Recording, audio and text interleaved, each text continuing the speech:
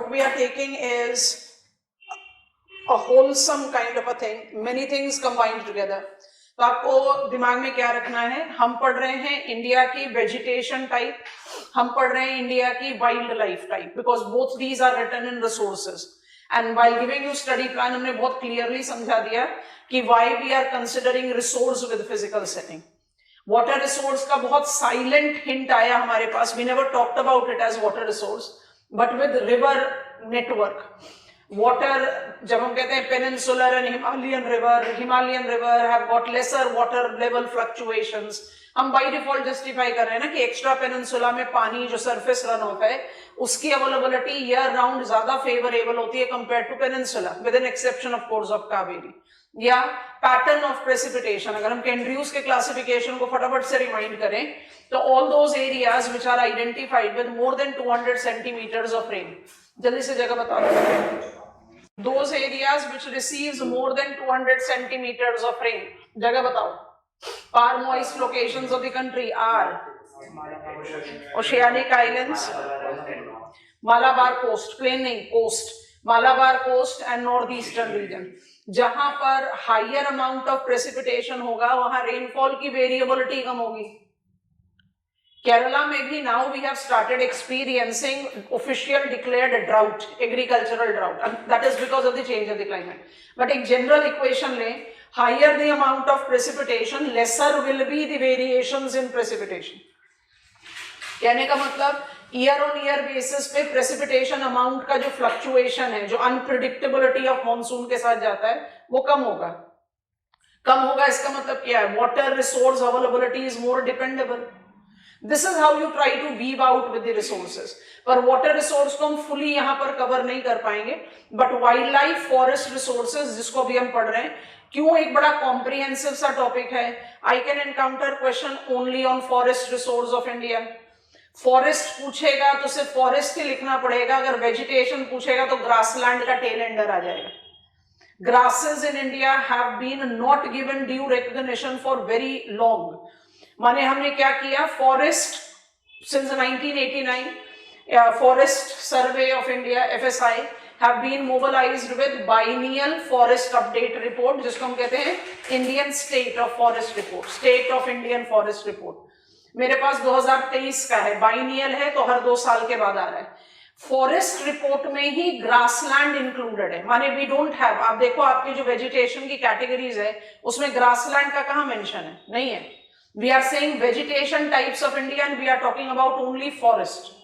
Grasses को हम इतना dominance दे ही नहीं रहे थे, and that is the reason grassland have been one of the most exploited, to some extent neglected habitat. और इसमें जो grassland dwellers हैं, बहुत important example अभी है दिमाग में, उसी के बारे में बात कर लेते हैं. Bustards. India is home of 3 varieties of bustard. चौथा माइग्रेटरी है.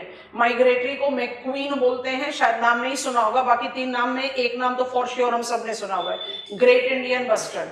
उसके अलावा हमारे जो ग्रासलैंड ड्वेलर्स हैं वो है Bengal florican and lesser florican. तो हमारे पास 4 हो गए, great Indian bustard, Bengal, lesser florican and MacQueen. इनके डिक्लाइनिंग पॉपुलेशन का प्रिंसिपल रीजन है कि grassland have never been taken care of. तो आप ग्रेजुअली उसको वीव अप कर रहे हो, तो आप वेजिटेशन टाइप भी पढ़ रहे हो, आप वाइल्ड लाइफ टाइप भी पढ़ रहे हो, और जब पढ़ोगे तो उसके बाद उनका स्टेटस जज करके उनके कंजर्वेशन अटेम्प्ट्स को लेना है, जो हमें डेविएट कर देगा फिजिकल ज्योग्राफी से to ministry of environment, forest, climate change. पर इसी लिंक में इसको पढ़ने से we will be creating more fruitful outcome. That is the reason we are selecting it. I have not maintained कल का फ्लो चार्ट, तो आपकी मदद से धीरे धीरे बनाते जाएंगे. We are learning Indian biomes. हमारा classification ministry of environment, forest, climate change से डिराइव्ड है. So when I talk about biomes of India, by default हम इसमें वेजिटेशन एंड वाइल्ड लाइफ दोनों को अप्लाई कर रहे हैं. I have got 5 biomes which we have divided into 2 categories as geographers, ताकि हमारे लिए समझना आसान हो. मदद करो. Latitudinal and altitudinal. ऑल्टीट्यूडनल अभी हम नहीं पहुंचे हैं, छोड़ देते हैं. लैटिट्यूडनल को हमने 3 कैटेगरीज में डिवाइड किया.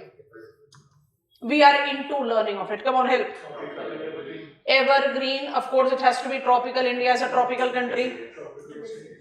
Deciduous, इस पर मूव करना है हमें, एंड थॉर्नी. और सब कैटेगरीज भी बताए थे. अब सब कैटेगरीज को फटाफट से रिमाइंड करा दे रहे हैं। ट्रॉपिकल एवरग्रीन को हमने मॉइस्ट, सेमी ड्राई और लिटोरल में डाला था, राइट। अच्छा, आपको जो भी चीज ओपन करनी है अपने सामने, जो कंटेंट बिल्ड किया था वो, या फिर you are taking up the flow chart, जो भी चीज आपको आसानी रहे रिविजन करने के लिए, उसको अपने दिमाग में सामने रख लो या just try to recall. Evergreen किस टाइप का है इंडिया में? Mixed variety. Reason we are tropical country, tropical country will be synonymous to higher biotic diversity, ठीक। अब इसमें जो मेरी 3 कैटेगरीज हैं वो annual amount of precipitation based है। तो जब आप मॉइस्ट एवरग्रीन बोलोगे तो एवरग्रीन में डेंसेस्ट कैनोपी बोलोगे, और ड्राई एवरग्रीन बोलोगे तो स्पार्सेस्ट कैनोपी बोलोगे। Why it is safe and why it is advisable to attempt littoral separately, क्योंकि littoral इस ब्लॉक में अलग ही कैटेगरी है। When I say evergreen in India will be mixed variety of plants standing together. Littoral उसमें नहीं stand कर रहा, littoral is pure standing plant, तो अलग उसको अलग ही रखेंगे। And we are aware of the technicality, littoral को हम एक्चुअली नहीं काउंट करते as terrestrial biome, neither aquatic. हम उसको इकोटोन का बहुत अच्छा एग्जाम्पल बताते हैं। हमारे कंट्री में वो ऑफिशियल कॉन्स्टिट्यूएंट है फॉरेस्ट का, तो हमें उसको लेना पड़ेगा। When I talk about moist evergreen, densest canopy, जानबूझकर ट्रीज के वैरायटीज का नाम रिपीट कर रहे हैं। गुर्जन, आगर, धूप, ebony. When I take up reference of these plants, I am talking about these plants to be significantly taller. वो आप derive कर सकते हैं अपनी biomes के knowledge से। They are not rainforest of equatorial density. That is the reason the heterotrophs incorporate elephants. More important from elephants, जिसको हमने कैटेगरी कैसे दे दिया? Generalised specimen. जनरलाइज्ड स्पेसिमेन किसको बोलती है? नोडल मिनिस्ट्री, जो इंडिया में काफी, जिसको कहते हैं ना, ओमनी प्रेजेंट है। तो जनरलाइज्ड स्पेसिमेन जिनका कोई स्पेसिफिक हैबिटेट नहीं दे सकते, they are marking their presence in different biomes of the country. तो टाइगर भी है, स्वैम्प डियर भी है, एलिफेंट्स भी है, they are by default there. But जो स्पेशलाइज्ड स्पेसिमेन है उसमें बहुत इंपॉर्टेंट रिकवरी प्रोग्राम के कॉन्स्टिट्यूएंट को जगह दी हमने। So Malabar civet, Nilgiri, thar. Thar is variety of a sheep, actually goat, not sheep.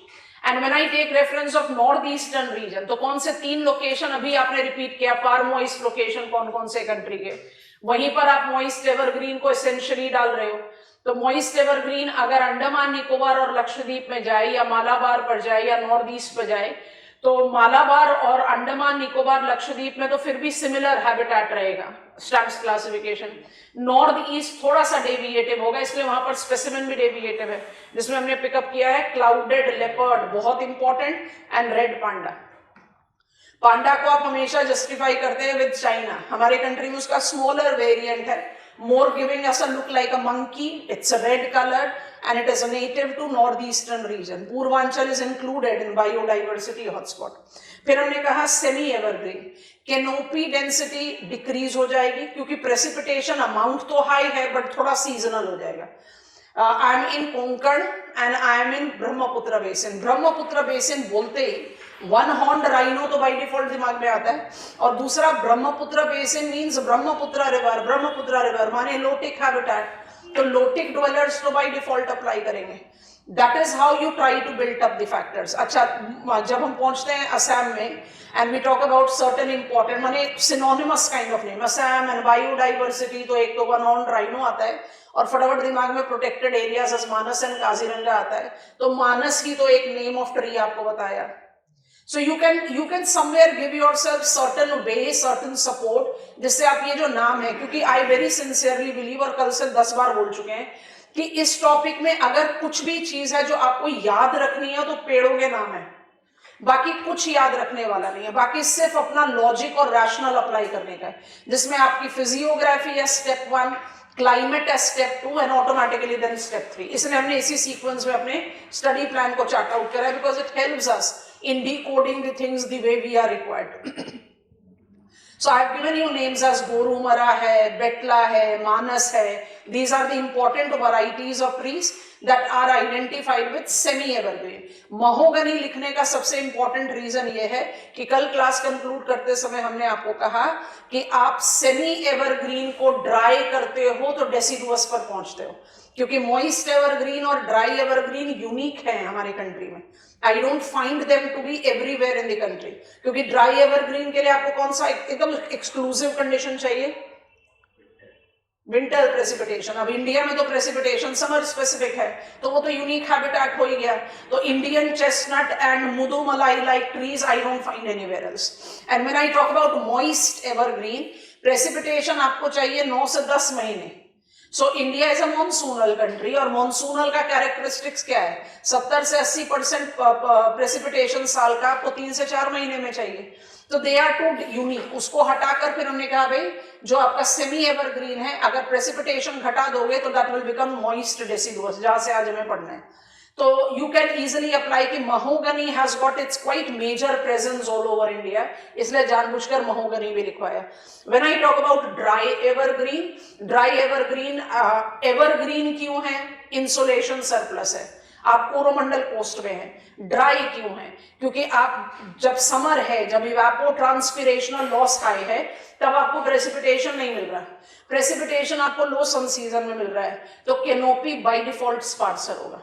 हम बिल्कुल भी नहीं कह रहे कि तमिलनाडु में एलिफेंट्स नहीं है, बट हम ये कह रहे हैं कि एलिफेंट्स तमिलनाडु में रिस्ट्रिक्टेड होंगे because canopy density is much more sparser. It is more dry in the evergreen location precisely because precipitation is confined in low sun season. इस पॉइंट पर डिमार्केशन. लिटोरल पूरे इंडिया के शोरलाइन पर applicable है. Sundarbans, gulf of Kutch, Khambhat and Andaman Nicobar are the principal location. हमें forest conservation में coastal regulation zone, ICMBAs बहुत important है, अलोंग विद मिष्टी, कल भी हमने उसके बारे में बात किया. मैनग्रोव्स प्रोटेक्शन, माने MFF जो है IUCN का इनिशिएटिव, उसी का इंडियन वर्जन है जिसको हमने रीनेम किया है. पहले हम उसको MFF करके ही जस्टिफाई करते थे. तो we take that into account. तो लोकेशन इंपॉर्टेंट है पूरे शोर लाइन. इंडिया में कहीं पर भी on and off shore littoral का डिस्टिंक्शन जरूरी नहीं है. फ्लॉन ITCZ कंसेप्ट मुझे बहुत क्लियरली इस चीज को जस्टिफाई कर रहा है. जैसे ही आप लिटोरल हैबिटेट में जाओगे, आपको मरीन एक्वाटिक ऑर्गेनिजम्स को जगह देनी पड़ेगी, और इसलिए हमने कुछ स्पेशलाइज स्पेसिमेन आपको लिखवाए. पकड़ना शुरू करो, जरूरी है, ये इतने कॉमनली नहीं बोले जाते हैं. I have asked you to write 2 humpback nektons. एक वेल भी बताया, एक डॉल्फिन भी बताया. हम्पबैक वेल का रिकवरी प्रोग्राम ऑन है इंडिया में. हम जानबूझकर इन नाम को ले रहे हैं ताकि जब हम 23 रिकवरी प्रोग्राम्स के बारे में बात करें तो मेरे लिए नाम मुश्किल ना हो, हैबिटेट बहुत ध्यान से आ जाए. Apart from it I have asked you to take up the reference of serpent eagle. अच्छा, एशियाटिक बॉक्स टर्टल, क्योंकि टर्टल की बहुत सारी वैरायटीज इंडिया में. जब आप एशियाटिक बॉक्स टर्टल बोलते हो, इट्स मरीन वैरायटी, ठीक है. और नदन टेरापिन है, वो लोटिक के साथ जाएगा, हम लिखवाएंगे आपको डेकन इंटीरियर्स में, डेसिडुअस में. जो नदन टेरापिन है वो फ्रेश वाटर टर्टल है. तो टर्टल की भी बड़ी सारी वैरायटी है, and that is the reason in India under wildlife conservation, Wildlife Protection Act 1972, we are having the functioning of National Turtle Recovery Program as well. India is home of 6 different varieties of turtle. Migratory भी हैं और dwellers भी हैं. So we are talking about that. So जो marine dwellers हैं, उनका presence by default होगा. That is how we have added. Now we are getting on to deciduous. एक hint दिया था आपको. डेसिडुअस को आप पूरे length and breadth of India में अप्लाई कर सकते हैं. अब डेसिडुअस को पूरी तरह से, लोकेशन को पूरी तरह से टेम करने के लिए हमें थॉर्नी भी रोप इन करना पड़ेगा. कौन सा थॉर्नी? जनरलाइज्ड. तो बहुत ध्यान से सुनना. अब इंडिया के जितने भी बायोटिक डाइवर्सिटी कॉन्स्टिट्यूएंट है, सब के सब फिट इन हो जाएंगे, ठीक है. हम टेक्निकली लैंड ऑन कर रहे हैं सेकेंड बायोम पर, tropical monsoonal hardwood deciduous biome, ठीक है. पॉइंटर्स क्रिएट कर रहे हैं अलग स्लाइड पर, इस पे दोबारा से अपना फ्लो चार्ट इवेंचुअली रेडी कर लेंगे. तो latitudinal category 2, it's tropical, add कर दे रहे हैं नाम को, एनलार्ज कर दे रहे हैं. मॉनसूनल हार्डवुड डेसिडुअस, ये बाय डिफॉल्ट एसोसिएट करेगा सीजनल प्रेसिपिटेशन जोन से. and occupies maximum terrestrial habitat, जिसको अगर आप बहुत जनरल पर्सपेक्टिव में करें तो जैसा कल आपको समझाया था, from let me write foot of Shivalik to plateau interiors. Interiors क्यों लिख रहे हैं?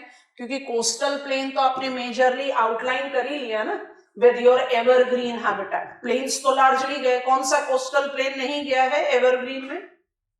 उत्कल नहीं गया है। बस ये ध्यान में रखना है इन चीजों को, मैप को बहुत ध्यान से पकड़ोगे तो चीजें बड़े आराम से समझ में आएंगे, ठीक है। अच्छा, डेसिडुअस को हम क्या करते हैं, एटलीस्ट प्लांट के लिए, एनिमल्स के लिए जरूरत नहीं है बट प्लांट्स के लिए जरूरत है, क्योंकि हमें प्लांट्स का क्लासिफिकेशन अलग से पिकअप करना है। तो आई टेक यू देयर, वो थोड़ा सा रिमाइंडर ऑफ द केस होगा। हम इसको मॉइस्ट डेसिडुअस और ड्राई डेसिडुअस में डिवाइड करते हैं।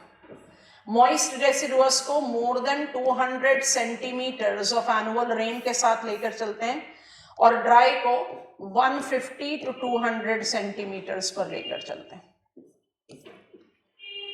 ठीक है। अब लोकेशन की स्पेसिफिकेशन लेंगे और उसके साथ साथ हम प्लांट्स को भी और वैरायटी ऑफ ट्रीज को भी ऐड करेंगे। Please keep on writing it with me. Heterotrophs के लिए हमें डिवीजन की ज्यादा जरूरत नहीं है, प्लांट्स के लिए बहुत जरूरत है। तो which are the locations? Locations आपको क्लास के साथ याद हो जाना चाहिए। तो I take moist to be associated with Utkal, coast, Gangetic plane,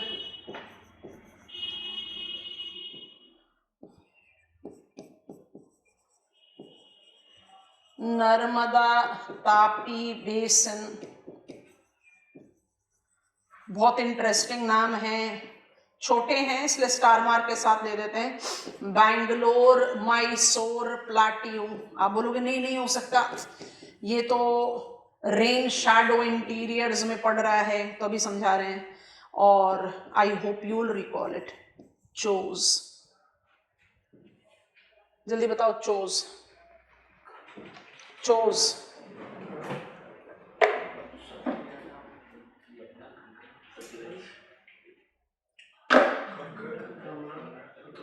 Ghaggar, ठीक है। यमुना बिल्कुल गलत है।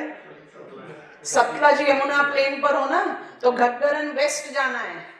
घग्गर, सतलज, बियास, रवि, 4 ही तो रिवर है ना, 3 रिवर है इंडस की जो इंडिया के प्लेन में उतर रही हैं, और हरियाणा में एक ही नदी है घग्गर। चोज। अच्छा मैं बताओ, पंजाब हरियाणा में तो अमाउंट ऑफ प्रेसिपिटेशन कम होता जाता है, यहाँ पर तो ड्राई डेसिडुअस होना चाहिए। हम क्यों लिख रहे हैं moist deciduous? Waterlogged condition. पहला मैच पंजाब हरियाणा के लिए कौन सा बायोम का होगा? Dry deciduous. आपको बात समझ में आ रही है? क्यों? Semi arid, semi circular belt. Are you getting it और नॉट क्लास? सो ये चीजें बहुत ध्यान से रखनी है, और ये चीज ना आपको क्लास में ही पकड़ लेनी है, इसको नहीं छोड़ना है। बाकी नाम ऑफ द प्लांट्स होता रहेगा। अच्छा, आप ड्राई डेसिडुअस को देखें, आप जब लिख रहे हो बैंगलोर, मैसूर, प्लाट्यू, आपने चोज ले लिया, नर्मदा, तापी ले लिया, तो आप बहुत आराम से जस्टिफाई करेंगे। हम यहीं पर ही एक कैटेगरी और बनाएंगे। पहले ड्राई डेसिडुअस को लिख रहे हैं। ड्राई डेसिडुअस के लिए क्या बचा? ड्राई डेसिडुअस के लिए सतलज यमुना प्लेन है,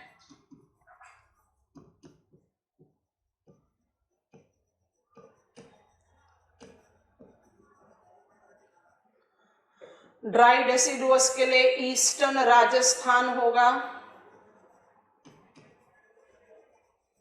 ड्राई डेसिडुअस के लिए सदर्न गुजरात होगा, एंड ड्राई डेसिडुअस के लिए मैक्सिमम ऑफ प्लाट्यू इंटीरियर्स होगा। अब आप इस पॉइंट पर ही रुको, प्लांट्स के नाम हम थोड़ी देर में बता रहे हैं। आप पहले ऐसे लिख लीजिए इसको, मैक्सिमम ऑफ प्लाट्यू इंटीरियर्स लिख लिया। अच्छा, हम मैक्सिमम ऑफ प्लाट्यू इंटीरियर्स को किस तरह से डिकोड करें? 4 ड्राउट प्रोन प्लाट्यू इंटीरियर्स के नाम बताओ। Rain shadow of Sahyadri, Telangana, Dandakaranya, Chota Nagpur. इन चारों को अपने रेडार से बाहर रखो, अभी हमने उनको लिखा नहीं कहीं पर भी। ये 4 हट गए। उसके अलावा प्लाट्यू में से आपने किसको हटा दिया है? आपने बैंगलोर, मैसूर, प्लाट्यू को हटा दिया, और आपने नर्मदा तापी बेसिन को हटा दिया। Are you getting it? उसके अलावा जितना भी प्लाट्यू हम सबको डाल दो ड्राई डेसिडुअस में, क्योंकि बैंगलोर मैसूर प्लाट्यू किस लॉजिक से वो हम समझा रहे हैं। बैंगलोर मैसूर प्लाट्यू और नर्मदा तापी किसके साथ जा रहा है? मॉइस्ट डेसिडुअस के साथ। ये चारों ड्राउट प्रोन इंटीरियर्स किसके साथ चले जाएंगे? Generalised thorny. I hope it is comfortable. अपने मैप ऑफ इंडिया को थोड़ा सा दिमाग पर प्रेशर डालो और थोड़ा सा अप्लाई करो। We are done with the major distributional aspect, फिर बाकी फैक्चुअल चीजें हम ऐड ऑन करते हैं। हम क्या करें, एक और स्लाइड तैयार करें। तीसरा बायोम का नाम बताओ। Tropical thorny. ट्रॉपिकल थॉर्नी को हमने कितने दो पार्ट में डिवाइड किया था ये बताओ? General and special. जनरल की अगर हम बात करें तो हम कहां पर हैं? General thorny is dryer extension of dry deciduous forest, and that is the reason it incorporate scattered trees with scanty bushes. ये मुझे कहाँ मिलेगा? ये मुझे मिलेगा rain shadow interiors of Sahyadri. आप नोटिस कर रहे होगे ना, फिजियोग्राफी में हम सह्याद्री वेस्टर्न घाट दोनों लिखे जा रहे थे, लेकिन अब हम बिल्कुल क्लियर हैं, हम वेस्टर्न घाट नहीं लिख रहे, हम सह्याद्री लिख रहे हैं। क्योंकि फिजियोग्राफी के बियॉन्ड वेस्टर्न घाट का मतलब क्या होता है? Sahyadri plus Nilgiris Anamalai cardamom. तो ये क्लैरिटी अपने दिमाग में रखना है। पढ़ते समय भी जब हम सोर्सेज रीड करते हैं तो फिर हमारे लिए कंफ्यूजन क्रिएट करता है। प्लस तेलंगाना, दंड करने, बस्तर बाई डिफॉल्ट इंक्लूडेड है इसमें, क्योंकि जब हम प्लांट वैरायटी लिखेंगे ना तो वो प्लांट वैरायटी यहां पर भी अप्लाई हो जाएगी। We do have some bamboos, we do have some runners, याद आ रहा है? बट कोई भी ऐसा एक्सटेंसिव हैबिटेट नहीं है कि जिसमें आप कह दो कि सवाना है। और हमारे पास कौन सा बचा? स्पेशल। स्पेशल को हम डिमार्केट कर सकते हैं कहां पर? अब इसके बाद आपका मैप ऑफ इंडिया क्लियर हो जाना चाहिए। स्पेशल जाएगा दो लोकेशन पर, मिक्स नहीं कर सकते। एक है मरुस्थली, मिक्स बिल्कुल नहीं कर सकते, और एक है रन। स्टैम्प्स क्लासिफिकेशन का नंबर बताओ। Arid region, Marusthali is dry and Rann is also dry, but Rann is salt marshes. तो सॉल्ट मार्शेस का हैबिटेट सैंडी डेजर्ट से तो अलग ही होगा। ठीक है, इनको हमने स्पेशलाइज में लिख दिया और कुछ नहीं लिख रहे अभी इनके बारे में, प्लांट्स की वैरायटीज लिखते हैं। अब सारी चीजें आपके सामने लिखी गई हैं क्योंकि कंपैरिजन में चाहिए। इमेजिन करो मैप ऑफ इंडिया। चलो रैपिड फायर क्वेश्चन का ट्रेंड अप्लाई करते हैं। ये स्लाइड अभी थोड़ी देर में कॉपी कर लेना, दोबारा आ रहे हैं। हमने कैटेगरीज लिख दी क्योंकि हमने क्या लिखा? Maximum of plateau interiors falls where? Dry deciduous. तो मैक्सिमम ऑफ प्लाट्यू इंटीरियर में किसको बाहर निकाल दें? 4 ड्राउट प्रोन इंटीरियर्स को निकाल दो, जो आपका गया किस पे? General thorny. इसको हटा दिया, और उसके अलावा किसको हटा दिया? बैंगलोर मैसूर प्लाट्यू और नर्मदा तापी को। तो maximum of plateau, plateau interiors में कौन कौन से हैबिटेट हो गए? फिर Bangalore Mysore plateau moist deciduous हुआ, rain shadow drought prone plateau हो गए general thorny, Narmada Tapi moist deciduous. बाकी सबको किस में डालोगे? ड्राई डेसिडुअस में डाल दो, काम आसान हो गया। ठीक है, थोड़ा रैपिड फायर क्वेश्चन कर रहे हैं। मैप आप अपने सामने खोल सकते हो, जरा जल्दी जल्दी से कोशिश करना। हम ना पॉलिटिकल मैप का रेफरेंस में ले रहे हैं। अगर आप इसको सॉल्व कर पाते हो ना तो हमें बड़ी खुशी होगी, आपको समझ में आ गया। फिर फैक्चुअल चीजें तो हम फटाफट लिख लेंगे। ठीक है, हम आपको एक लीड दे रहे हैं। जैसे हम पहुंचे, हम है वेस्ट बंगाल में, है ना, हमें वेस्ट बंगाल में, हम आपको एक लीड दे रहे हैं। आप इसी तरह से मुझे रैपिड फायर क्वेश्चन का आंसर दोगे। हमें वेस्ट बंगाल में, और मुझे अपने दिमाग पर जोर डाल के सोचना है भाई वेस्ट बंगाल में कौन कौन सा बायोम अप्लाई होगा। तो सब हिमालयन वेस्ट बंगाल में आएगा, सेमी एवरग्रीन। ठीक है, सुंदरबंस में आ जाएगा लिटोरल, यस नो। पर मेजॉरिटी ऑफ वेस्ट बंगाल में आएगा मॉइस्ट डेसिडुअस। मतलब वेस्ट बंगाल में मेरे पास 3 डिफरेंट हैबिटेट है at scale of map of country. अब मैप ऑफ स्टेट में चले जाओगे तो फिर और आप डिवाइड कर सकते हैं। Are we comfortable? बिल्कुल इसी कंटेक्स्ट में बात करते हैं। चलिए जल्दी, एकदम रैपिड फायर क्वेश्चन है, रैपिड फायर आंसर चाहिए। हम बिहार में हैं, जल्दी से बता दीजिए कौन सा हैबिटेट होगा? बिहार। सामने लिखा हुआ है, सामने लिखा हुआ है, फिर भी ड्राई डेसिडुअस हो रहा है। Moist deciduous. Uttar Pradesh moist deciduous. Punjab Haryana ना ड्राई डेसिडुअस, चोज में मॉइस्ट डेसिडुअस। आ रही है बात समझ में? सबसे आसान स्टेट शुरू किया आपसे पूछने के लिए। अच्छा अब आ जाओ राजस्थान में। Specialised tropical thorny and dry deciduous, full stop. Gujarat में आ जाओ। Specialised thorny, run of Kutch, majority of Gujarat, dry deciduous and littoral। आ रही बात समझ में? मध्य प्रदेश में पहुंचो। नर्मदा तापी में मॉइस्ट आएगा, बाकी सारा मध्य प्रदेश ड्राई डेसिडुअस में जाएगा। Yes no? छत्तीसगढ़ में पहुंचो। जल्दी जल्दी, रैपिड फायर बोला। चलो ट्रैक पर आ गया। आप बुलेट ट्रेन चलाइए, जल्दी बताइए। Chhattisgarh it will B majorly dry deciduous और दंड करने में आ जाएगा जनरलाइज्ड थॉर्नी। शाबाश। अब आ जाओ आप झारखंड में। डोमिनेंटली क्या होगा? जनरलाइज्ड थॉर्नी, उसके बाद ड्राई डेसिडुअस। झारखंड मेजरली क्या है? छोटा नागपुर प्लाट्यू है ना, ड्राउट प्रोन इंटीरियर है, तो डोमिनेंटली क्या होगा? Generalised thorny and scattered dry deciduous. चलो वो हम मैचअप कर सकते हैं। चलिए महाराष्ट्र में आगे, जहां लिटोरल है, लिटोरल हम बोल रहे हैं, लिटोरल की चिंता आप मत करो। तो महाराष्ट्र में लिटोरल है, आगे बढ़ो।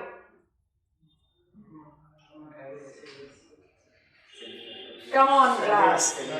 लिटोरल के बाद आप आ जाओ कोस्ट पर, तो सेमी एवरग्रीन हुआ। रेन शैडो में आ जाओ, जनरलाइज थॉर्नी हो गया। बाकी सारा महाराष्ट्र क्या होगा? Dry deciduous. कर्नाटका गड़बड़ नहीं करना, देखो फिर लिटोरल हो गया। चलो आगे बढ़ो। शाबाश। Moist evergreen, it's Malabar coast. Rain shadow interior में आओगे तो generalise thorny. Bangalore Mysore plateau में आए तो moist deciduous. Rest of Karnataka हुआ तो ड्राई डेसिडुअस। आगे ही बात समझ में? केरला और तमिलनाडु पूरी तरह से कवर नहीं किए जा सकते क्योंकि सदर्न हिल्स के बारे में ज्यादा जानते नहीं है, बट फिर भी केरला को लें तो मॉइस्ट एवरग्रीन, तमिलनाडु को लें तो ड्राई एवरग्रीन विद लिटोरल। इतना तो हम इजिली जज कर सकते हैं। अब हम आ गए हैं आंध्र प्रदेश में। सबसे कॉम्प्लिकेटेड डिवीजन है। I hope you will not disappoint me. Andhra Pradesh littoral हमने बता दिया, अब आप बाकी बायोम्स को सोचकर बताओ। कोलेरू के नॉर्थ में गया मॉइस्ट डेसिडुअस, बिल्कुल परफेक्ट। कोलेरू के साउथ में जाएगा dry evergreen. Yes no? Maximum of Andhra Pradesh will fall into dry deciduous. Telangana generalise thorny and dry deciduous, safe bet है, कोई ज्यादा मुश्किल वाला काम नहीं है। समझ में आ गया आपको? North eastern states, Sikkim Arunachal out है, अभी हमने हिमालय पढ़ा नहीं। Moist evergreen dominantly. ब्रह्मपुत्र वाली में आ जाओ, सेमी एवरग्रीन। समझ में आया कि नहीं? ये चीज दिमाग में होनी चाहिए और ये चीज क्लास में ही पिकअप कर लो, इसको डिले नहीं करो। क्योंकि जब भी आपसे कोई क्वेश्चन, जैसे कल हमने आपको पन्ना का एक एग्जांपल दिया ना, इस तरह के क्वेश्चंस ना इंटेलिजेंस से सॉल्व हो जाते हैं। इसको हम ये नहीं कह सकते फैक्चुअल क्वेश्चन है, मुझे नहीं पता था। 100 क्वेश्चन में आप टेक्निकली स्पीकिंग 70 बहुत अच्छी तरह प्रिपेयर्ड हो तो 75 क्वेश्चन के लिए तैयार होकर जाते हो एग्जामिनेशन हॉल में। पूरे 100 क्वेश्चन के लिए तैयार होकर कोई भी बच्चा नहीं जाता। तो आपको ये चीज देखना है कि there are some questions that you encounter in your examination जिसको आप नहीं जानते, तो वहां पर रिस्क लेने का कोई पॉइंट ही नहीं है। रिस्क तो तब लेना चाहिए जब भाई 4 ही क्वेश्चन कर पाए, ऐसे भी फेल होना है तो रिस्क ले लो, क्या पता तुक्का लग जाए तो काम बन जाए। आपने ऑलरेडी 50, 55, 60 क्वेश्चन कॉन्फिडेंस लेवल पर कर लिया, तो why to take risk? Because there are some questions, even whatsoever level of very well prepared you are, there are some questions which are factual enough, I'm not aware of it, and there are definitely some questions which are trickier also, जिसमें answer हमेशा debatable रहता है जब तक कि UPSC अपना की ना दे दे। तो उस तरह के क्वेश्चन को रिस्क लेने का एक लॉजिक भी अप्लाई करना जरूरी होता है। But there are still many question जो फेस वैल्यू पे लगता है फैक्चुअल है, नहीं आता, लेकिन अगर थोड़ा सा इंटेलिजेंस अप्लाई करो तो वो आ जाएगा। चलिए अब हम ना कंटेंट रेगुलर पॉइंट पर बिल्टअप करते हैं, फिर दोबारा से रेपिटेशन का तो मौका मिलेगा ही। I am shrinking it up. पहले प्लांट्स को लिख देते हैं, फिर थोड़ी सी जगह बनाएंगे एनिमल्स के लिए. When I take reference of monsoonal hardwood deciduous, I very clearly say it is synonymous to Indian climate and Indian habitat, so it covers major part. Vegetation की कैनोपी डेंसिटी के हिसाब से हम इसको दो पार्ट में डिवाइड करते हैं, जो वाइल्ड लाइफ के लिए डिवाइड करने की जरूरत नहीं पड़ती. Which are the important plant varieties. अब हम प्लांट वैराइटीज लिख रहे, आप पहले लिख लो, फिर बैंगलोर मैसूर प्लाट्यू को समझा देंगे. सो I have sal, I have sandalwood,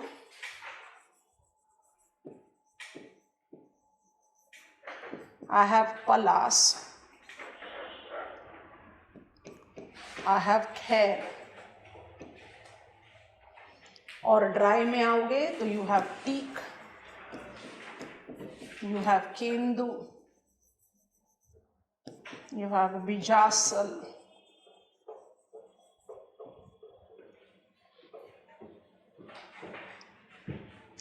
Mahua is a very good variety that you can take up. इसके बारे में बात करेंगे एग्रो फॉरेस्ट्री में, जब सोशल फॉरेस्ट्री के बारे में बात करेंगे. Sandalwood is moist deciduous and the prominent location is Bangalore Mysore plateau. अब मेरा स्टडी ऑफ क्लाइमेट तो ये कहता है कि बैंगलोर प्लाट्यू जो है वो रेन शैडो इंटीरियर में है. अमाउंट ऑफ प्रेसिपिटेशन 60-70 सेंटीमीटर से ज़्यादा नहीं. तो ये मॉइस्ट क्यों है? बैंगलोर टेबल लैंड की एलिवेशन की वजह से इवेपोरेशनल लॉस जो है वो कम है. Availability of precipitation for plants is higher, इसलिए यूनिक केस होता है. ये किसके साथ रेगुलेट हो गया? हायर ऑल्टीट्यूड के साथ. और ये किसके साथ एसोसिएट हो गया? ब्रेडेड पैटर्न के साथ. अदरवाइज क्लाइमेटोलॉजिकली तो आप ड्राइयर लोकेशन पर ही. ठीक है. टीक और साल बहुत common variety of hardwood deciduous plant होते हैं. Teak essentially goes with dry deciduous and साल essentially goes with moist. ठीक है. अब हम ना हेट्रोट्रॉफ स्पेसिमेन को ऐड ऑन करें तो हेट्रोट्रॉफ के लिए मुझे मॉइस्ट और ड्राई का डिवीजन नहीं चाहिए, मुझे डिवीजन चाहिए जनरल एंड स्पेशल. तो जब आप जनरल और स्पेशल की बातें करना शुरू करते हैं तो जनरल जितने भी हेट्रोट्रॉफ आप इंडियन कंटेक्स्ट में इमेजिन कर सकते हो वो सब बाय डिफॉल्ट यहाँ पर मिलेंगे. तो अगर मैं अपनी बायो ज्योग्राफी की नॉलेज को भी अप्लाई करूं, can you recall hardwood deciduous forest को हम कहीं पर भी एक्सट्रीम अडेप्टेशन के साथ अप्लाई नहीं करते, क्योंकि यहाँ पर कोई भी चीज एक्सट्रीम है ही नहीं. Very well developed ecosystem with very big diversity of herbivorous and carnivorous that is found here. तो सारे वैरायटी ऑफ स्पेसिमेन जो आप इंडिया में इमेजिन कर सकते हो वो सब यहाँ पर है. टू नेम सम, हम शुरू कर रहे हैं स्पेशलाइज से. So to name some, I take up heterotroph diversity as a lion population in Gir forest, as a sambar in wooded grasslands. अब ये बड़ा इंटरेस्टिंग है, ग्रासलैंड तो हम अलग से रिकॉग्नाइज ही नहीं करते.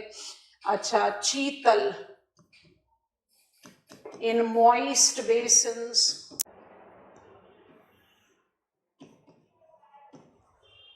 bustards, vulture, flamingo,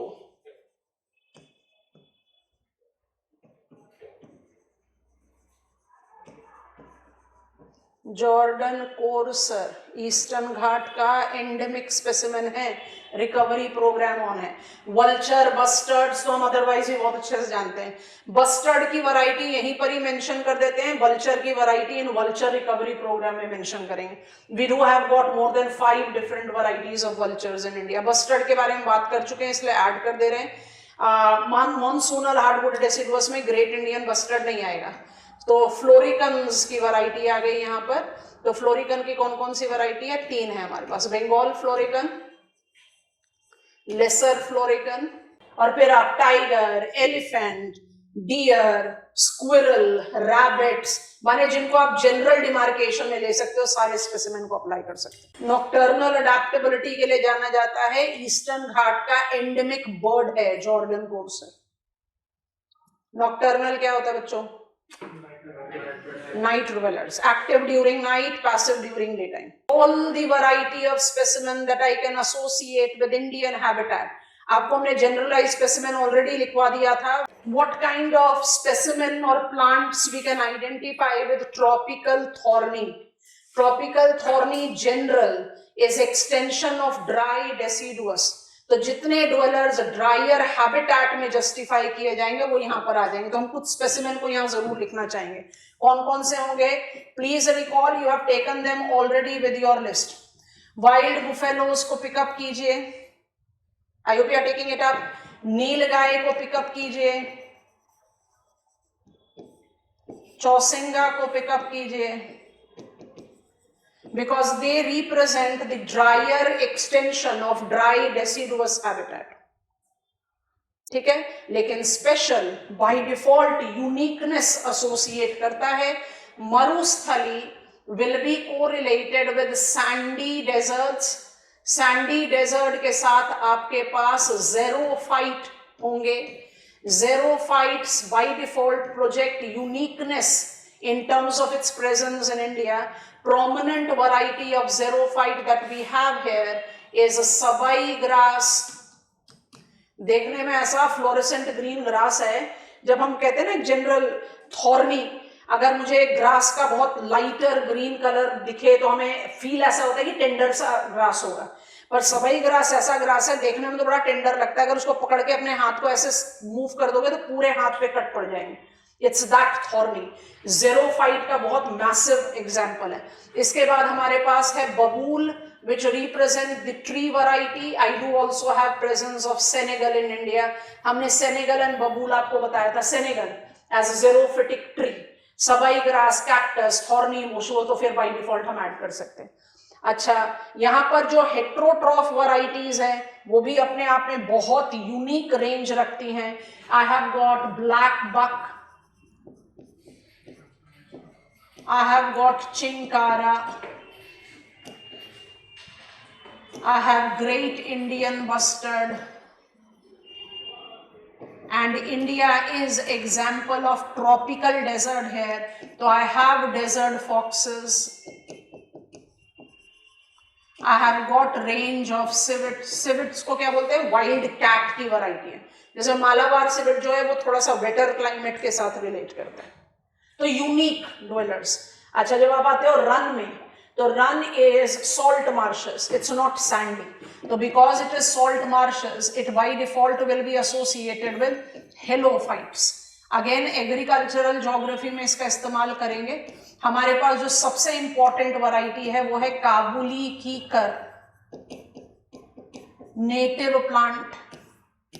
NDDB, national dairy development board, Kabuli kikar के से जेनेटिक असेसमेंट से मोबिलाइज कर चुकी है हेलोफिटिक वैरायटी ऑफ फॉडर क्रॉप. क्योंकि हमने क्या रन करना शुरू किया है अंडर राष्ट्रीय कृषि Vikas Yojana Raftaar. There is one important programme which is accelerated fodder crop development programme.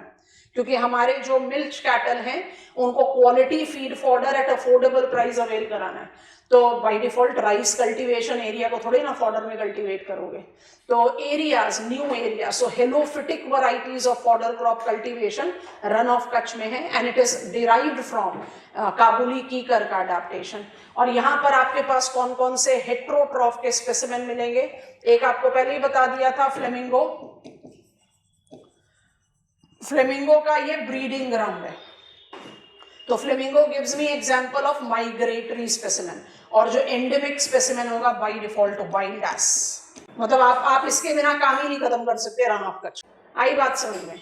तो हमने पहले ही आपको समझाया था कि animals are not going to create much trouble for us, plants definitely करेगा. काबुली कीकर इतने कॉमनली रेफर्ड नाम नहीं है. सबई ग्रास को बहुत इंपॉर्टेंटली मोबिलाइज किया गया है as cellulosic raw material for paper mills in India. तो सोशल फॉरेस्ट्री में हम इसके बारे में एक एग्जाम्पल के तौर पर पढ़ेंगे. तो दीज आर इंपॉर्टेंट स्पेसिमेन जिनके बारे में हम बात कर रहे हैं. Recall your flow chart. We have got 5 biomes in India. 3 of them are latitudinal, and with subcategories we have learned them in terms of their location, in terms of their phototrophs, in terms of their heterotroph. The dominating biome has to be monsoonal hardwood deciduous. Repetition mode पर by default आएंगे, but पहले आगे का cover up करते हैं। अब मेरे पास कौन से 2 बायोम्स बच गए? हो गया, लिख लिया ये। एनसीईआरटी में जो वेजिटेशन का मैप दिया ना वो सिंपल मैप है, उसमें सेमी और मॉइस्ट एवरग्रीन को डिवाइड नहीं किया हुआ, और कोरोमंडल कोस्ट में ड्राई एवरग्रीन दिया हुआ है। So there is some mention, but फिर वो स्कूल लेवल का डिमार्केशन है ना, जैसे स्कूल लेवल के डिमार्केशन में एनसीईआरटी में जो आपको सॉइल का प्रोफाइल मिलता है, हमने तो उसे एनलार्ज ही किया ना, तो that is required. I am going to my first slide. आपकी मदद से अपने फ्लो चार्ट को जरा रेडी कर लेते हैं। ऑल्टीट्यूडनली हमने कौन कौन सी कैटेगरीज रिमार्केट की थी क्लास? हिमालयाज एंड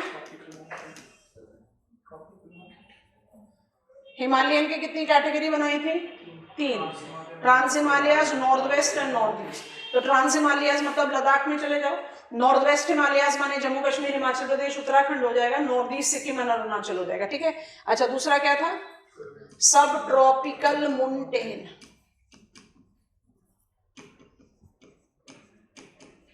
दोनों ही अपने आप में बहुत यूनिक हैं, दोनों ऑल्टीट्यूडनल हैं, और ऑल्टीट्यूडनल को टेक्निकली हमेशा कहा जाता है third dimension repetition of latitudinal.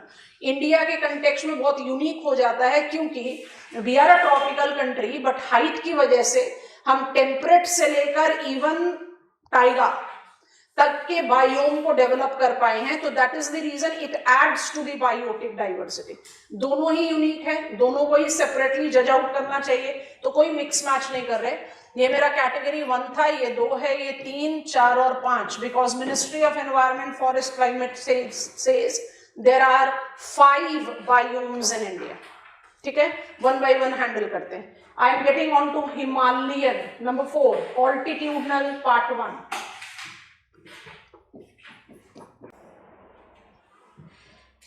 क्योंकि जब आप आओगे ना ट्रांस हिमालयाज में, वहाँ टास्क बहुत आसान है। This is my north western Himalayas. Top पर लिख दिया है सदर्न स्लोप ओनली, तो दोबारा नहीं लिख रहे हैं। This is my north eastern Himalayas. कैसे बनाया ये कोन, वो थोड़ी देर में समझाते हैं। यहाँ पर हम चलेंगे 1500 मीटर के हाइट पर, उसके बाद बढ़ेंगे 3800 मीटर्स की हाइट पर, उसके बाद बढ़ेंगे 4500 मीटर्स के हाइट पर, उसके बाद जाएंगे 6000 मीटर्स के हाइट पर, एंड देन ब्लैंक छोड़ देंगे। इधर थोड़ा सा डेविएशन देना पड़ेगा, डायग्राम हमारे साथ साथ बना लो, फिर समझने में आसानी होगी। यहाँ पर हम जाएंगे 2000 मीटर के हाइट पर, उसके बाद फिर आप कंपैटिबिलिटी डेवलप कर लो, 3800 मीटर्स, 4500 meters and 6000 meters। जो हैबिटेट है उसको आप कैसे डिफाइन आउट कर रहे हो? हैबिटेट विद प्लांट्स एक साथ लिख देते हैं, क्योंकि एनिमल्स और कुछ हैबिटेट ऐसे हैं जो इंडिया के लिए यूनिक हैं, तो उनकी कैरेक्टरिस्टिक्स को सेपरेटली जज करना बाय डिफॉल्ट बनता है, ठीक है। तो आई बिगिन है, ये मेरा होगा हार्डवुड डेसिडुअस,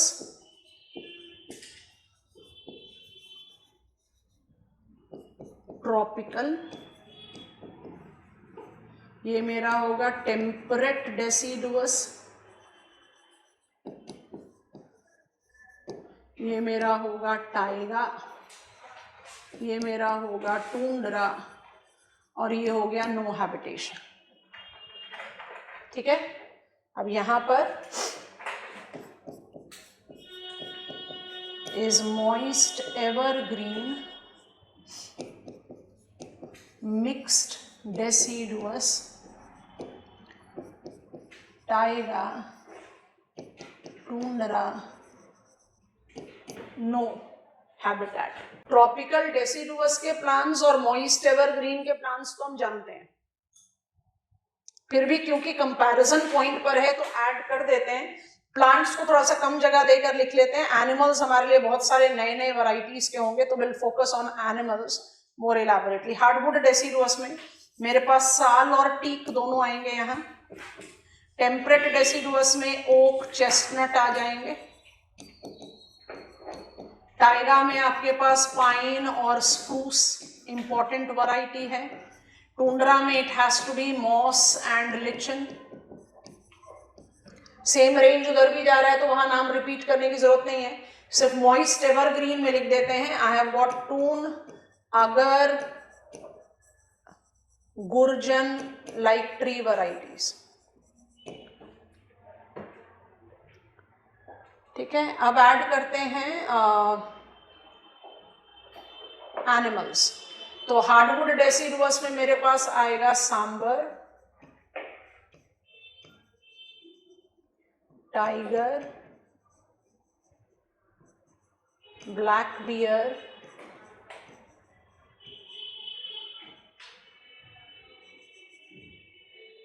टेम्परेट डेसिडुअस में आ जाएगा koklass, musk deer, hangul. Hangul Kashmir stag recovery programme है। ठीक है, टाइगा में मेरे पास आ जाएगा स्नो लेपर्ड,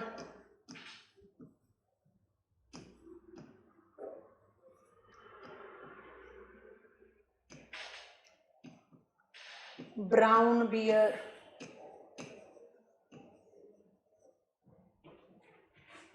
मॉइस्ट एवरग्रीन में मेरे पास रेड पांडा, एलिफेंट्स,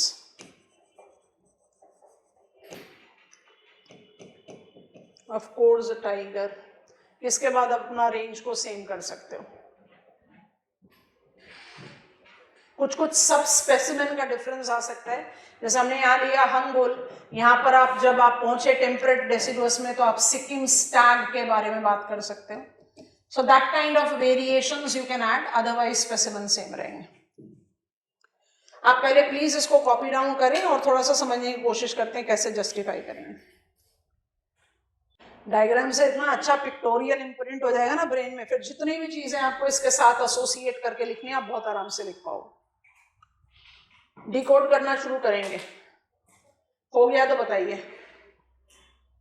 सबसे पहले तो क्वेश्चन आता है कि ये कोनिकल डायग्राम बनाया कैसे हमने, क्योंकि हमने तो हिमालयाज को कैसे पढ़ा है, ट्रांस हिमालयाज नहीं है, हिमालयाज। तो मेरे पास तो 3 पैरेलल लर्निंग रेंजेस है, हिमाद्री, हिमाचल, शिवालिक। तो ये डायग्राम बना कैसे, सबसे पहले इसको डिकोड करते हैं। हो गया, आ जाए दूसरे स्लाइड पर, फिर दोबारा इस पर आते हैं आपको समझाने के लिए कि हमने करा क्या है। तो आई जस्ट स्टार्टेड। अब मान लो कि ये मेरा हिमाद्री है, ये मेरा हिमाचल है, ये मेरा शिवालिक है। This is my northern slope, this is my southern slope. I know that southern slope is sun bearing. जल्दी से रिमाइंड करा दो, शिवालिक का एवरेज एलिवेशन, बहुत ही बेकार के बच्चे हो आप लोग। हिमाचल का एवरेज एलिवेशन 4500 मीटर्स और इसका एवरेज एलिवेशन 6000 मीटर्स। नाम नहीं लिख रहे, हिमाद्री, हिमाचल, शिवालिक को ड्रॉ किया। ठीक है, अच्छा, सदर्न स्लोप जो होता है वो सन बियरिंग है और वेजिटेटिव होगा, हैबिटेट को सपोर्ट करेगा। तो सदर्न स्लोप को हम टिक कर दे रहे हैं जो हैबिटेट को सपोर्ट करेगा। Northern slope will be barren, cross कर दिया। हमने कोन बनाया कैसे, क्योंकि मेरे पास सिक्किम में शिवालिक नहीं है लेकिन अरुणाचल में है डाफला, तो ओवरऑल डायग्राम फिट इन हो जाएगा। तो डायग्राम बना कैसे, हमारा कोन बना कैसे, हमारा कोन ऐसे बना। हमने फुट लिया शिवालिक से 1200 मीटर तक की हाइट हमने यहां पिकअप की। अब जिस एलिवेशन पर शिवालिक का जो भी हैबिटेट होगा वही तो रिपीट होगा ना हिमाचल में भी, वही तो रिपीट होगा हिमाद्री में भी, क्योंकि आप लैटिट्यूडनली तो लगभग सेम ही है। तो हमने 1200 मीटर यहां से ले लिया, उसके बाद ऐड कर दिया 4500 मीटर, उसके बाद ऐड कर दिया 6000 plus. Have you got it? हमने सदर्न स्लोप के तीनों रेंजेस को कंबाइन कर दिया, क्योंकि शिवालिक में जो फुट से लेकर 1200 मीटर तक हैबिटेट होगा, कौन सा हैबिटेट है? ट्रॉपिकल, हार्डवुड, डेसिडुअस, या अगर ईस्ट में हो तो मॉइस्ट एवरग्रीन। समझ में आ रहा है कि नहीं? वो शिवालिक पर भी होगा, वो हिमाचल के भी फुट पर होगा, वो हिमाद्री के भी फुट पर होगा। आई होप इट इज कंफर्टेबल। तो हमने शिवालिक से फुट को लिया और हाइट बढ़ाने के लिए हिमाचल को ऐड करके फिर हिमाद्री को ले लिया। इस तरह से हमने कोनिकल डायग्राम बनाया। ठीक, getting on to the previous slide. अब इन दोनों फिगर में जो चीज आपको बहुत क्लैरिटी के साथ नोटिस करनी है वो ये है कि north east is more maritime and north west is more continental. अब कुछ नहीं लिखना है, 2 मिनट के लिए प्लीज बोर्ड पर रहिए, उसके बाद जो चीज चाहिए वो ऐड कर लेंगे। हाइट का डिफरेंस नहीं है, कल भी बहुत इंसिस्ट किया था, ये मिथ है, ये गलत है सोचना कि मेरे पास हाइट जो है वो नॉर्थ वेस्ट में है और नॉर्थ ईस्ट में नहीं है, गलत। I do have got low altitudinal regions in northwest and I do have tall peaks in northeast. Problem या डिफरेंस हाइट का नहीं है, लोकेशन का है। Sikkim and Arunachal Himalayas are more maritime than Jammu and Kashmir, Himachal Pradesh and Uttarakhand. Amount of precipitation decreases from south to north and east to west. ये clear हुआ? अच्छा, दूसरी चीज, जैसे ही आप बोलते हो कि आई एम maritime, तो maritime will denote itself with two things। पहला, आप ज्यादा इक्विटेबल होगे, और दूसरा आप ज्यादा वेट होगे, उसका ऑपोजिट लिख लो वहां पर, you will be more extreme, you will be comparatively dryer. बस इसी पर पकड़ो जो डिस्टिंक्शन दिख रहा है। यहां पर फुट बायोम मॉइस्ट एवरग्रीन है, वहां पर फुट बायोम ट्रॉपिकल डेसिडुअस है, क्योंकि it is more maritime, that is more continent. आई बात समझ में? दूसरा, यहां पर फुट बायोम का चेंज 2000 मीटर के हाइट पर आ रहा है, वहां पर फुट बायोम का चेंज 1500 मीटर पर आ रहा है, क्योंकि more maritime means more equitable, change gradually आएगा। जब आप मॉइस्ट एवरग्रीन में हैं तो आपकी प्लांट वैरायटी भी अलग होगी एंड डेफिनेटली हेटेरोट्रॉफ्स अलग होंगे। अब लिखने की तो जरूरत ही नहीं है, जैसे ही कहते हैं मॉइस्ट एवरग्रीन, आपके पास पूरा इंफॉर्मेशन है मॉइस्ट एवरग्रीन क्या है, आप वो सारे प्लांट वैरायटी, सारे हेटेरोट्रॉफ्स लिख सकते हैं। हमने इंसिस्ट किया है यहां पर टाइगर एलिफेंट दोनों हैं, वहां सिर्फ टाइगर है, because that is more continental. पहला पॉइंट ऑफ डिफरेंस समझ में आ गया जो सबसे मेजर है। अब दूसरा पॉइंट ऑफ डिफरेंस समझो, 2000 मीटर से 3800 मीटर तक हमने यहां लिख दिया मिक्स्ड डेसिडुअस, जबकि हमने यहां पर करा है 1500 से 3800 में टेम्परेट डेसिडुअस। तो ये मिक्स्ड डेसिडुअस का क्या मतलब है? इक्विटेबल है ना, इसी को थोड़ा एनलार्ज कर देते हैं, यहां बना देते हैं। ये मेरा 2000 मीटर का हाइट है और हम इसको लेकर जा रहे हैं 3800 मीटर्स के हाइट तक, और हम कह रहे हैं भाई ये ना मिक्स्ड डेसिडुअस है। इसका क्या मतलब है?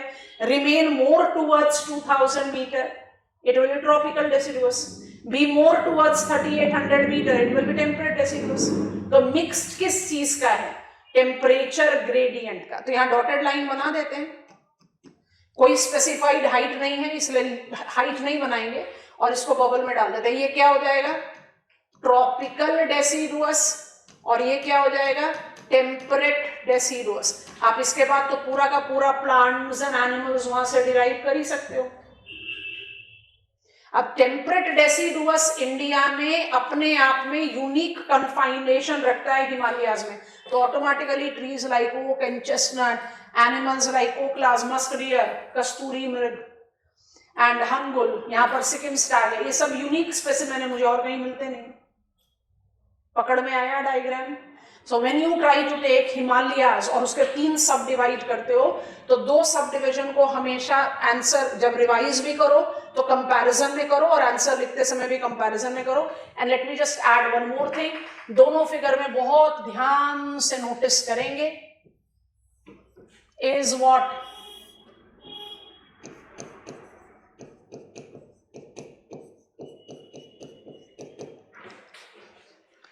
Tree line of Himalayas. Habitat 4500 metres के ऊपर भी है, यहाँ ऊपर ही जा रहे हो, लेकिन ट्रीज नहीं होंगे, टाइगा पर ट्रीज खत्म हो जाएंगे।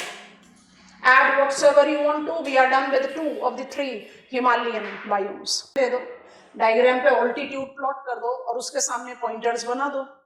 From foot to 1500 meters of height, you will be having what? Hardwood deciduous, where which type of phototrophs will be there? teak sal, which type of heterotroph भी there? पूरा Indian domain के साथ compatibility रखता हुआ। तो आपने diagram देके उसके साथ पॉइंटर्स क्रिएट कर लिए, हमने डायग्राम पर ही सारे इंफॉर्मेशन डाल दिए। अच्छा, एक क्वेश्चन का आंसर दो, जैसे यहाँ सब डिवाइड किया है वैसे वहाँ करें तो थोड़ी देर के लिए इस पर मिक्स नहीं करते, इधर आ जाते हैं। अगर हम नॉर्थ वेस्टर्न हिमालयाज पर, डिसअपॉइंट मत करना, नॉर्थ वेस्टर्न हिमालयाज पर पीडमोंट लोकेशन से 1500 मीटर की हाइट पर मॉनसूनल हार्डवुड डेसिडुअस को प्लॉट कर रहे हैं। अगर हम इसको सब डिवाइड करें तो किस रैशनल के साथ इस सब डिविजन को जस्टिफाई करोगे? हम अपने आप को कन्विंस कर रहे हैं कि हमने आपको समझा दिया। शाबाश। This will be moist, more of sal, this will be dry, more of teak. Region, water locked condition at foot, piedmont, Terai, चोज। आ गई बात समझ में? ये सारी चीजें अपने दिमाग में क्लैरिटी, क्योंकि जो क्लैरिटी हम कितनी बार बोल चुके हैं क्लास में, आपकी अंडरस्टैंडिंग की क्लैरिटी आपके राइटिंग में रिफ्लेक्ट करती है। वो एग्जामिनर को पता चलता है कि आपने उसको ब्लाइंडली मगअप करने की कोशिश की है, दैट और you have tried to analyse it, you have tried to understand what is the logic behind. तो आप इस तरह का डिस्टिंक्शन अपने दिमाग में रखेंगे। अच्छा, now I want to take up trans Himalayas. Remind कर रहे हैं, थोड़ा सा मिक्स हो गया क्योंकि जैसे बर्डन बढ़ता जाएगा वो मिक्सअप होता चला जाएगा। फिर हम पढ़ रहे हैं हिमालयन। हिमालयन को हमने 3 में डिवाइड किया था। I have given you north western, I have given you north eastern. अब हम आपको लेकर जा रहे हैं लद्दाख, ट्रांस हिमालयस। ठीक है, आसान है, इजी गोइंग है। ट्रांस हिमालयस को कैसे जज करें?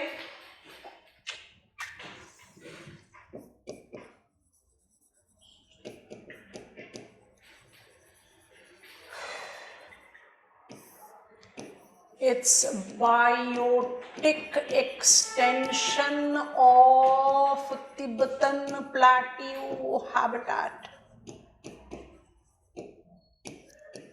It lacks in favorable sun-bearing characteristics. Agreed? Phototrophs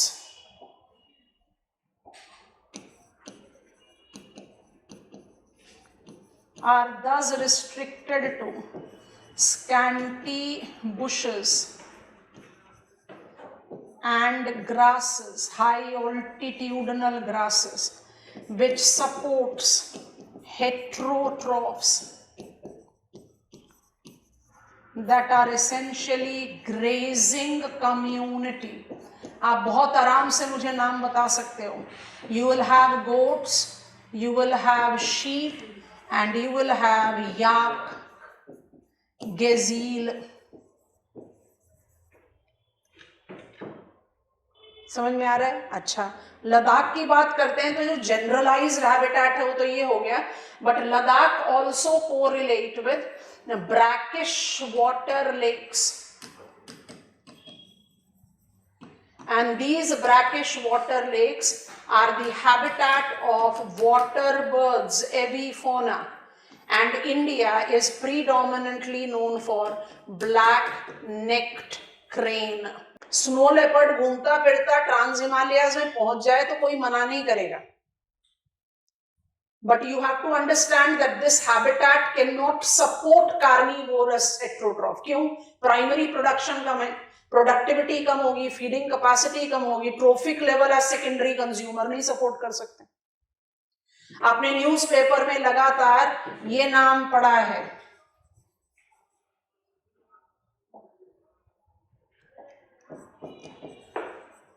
Ferrer dogs.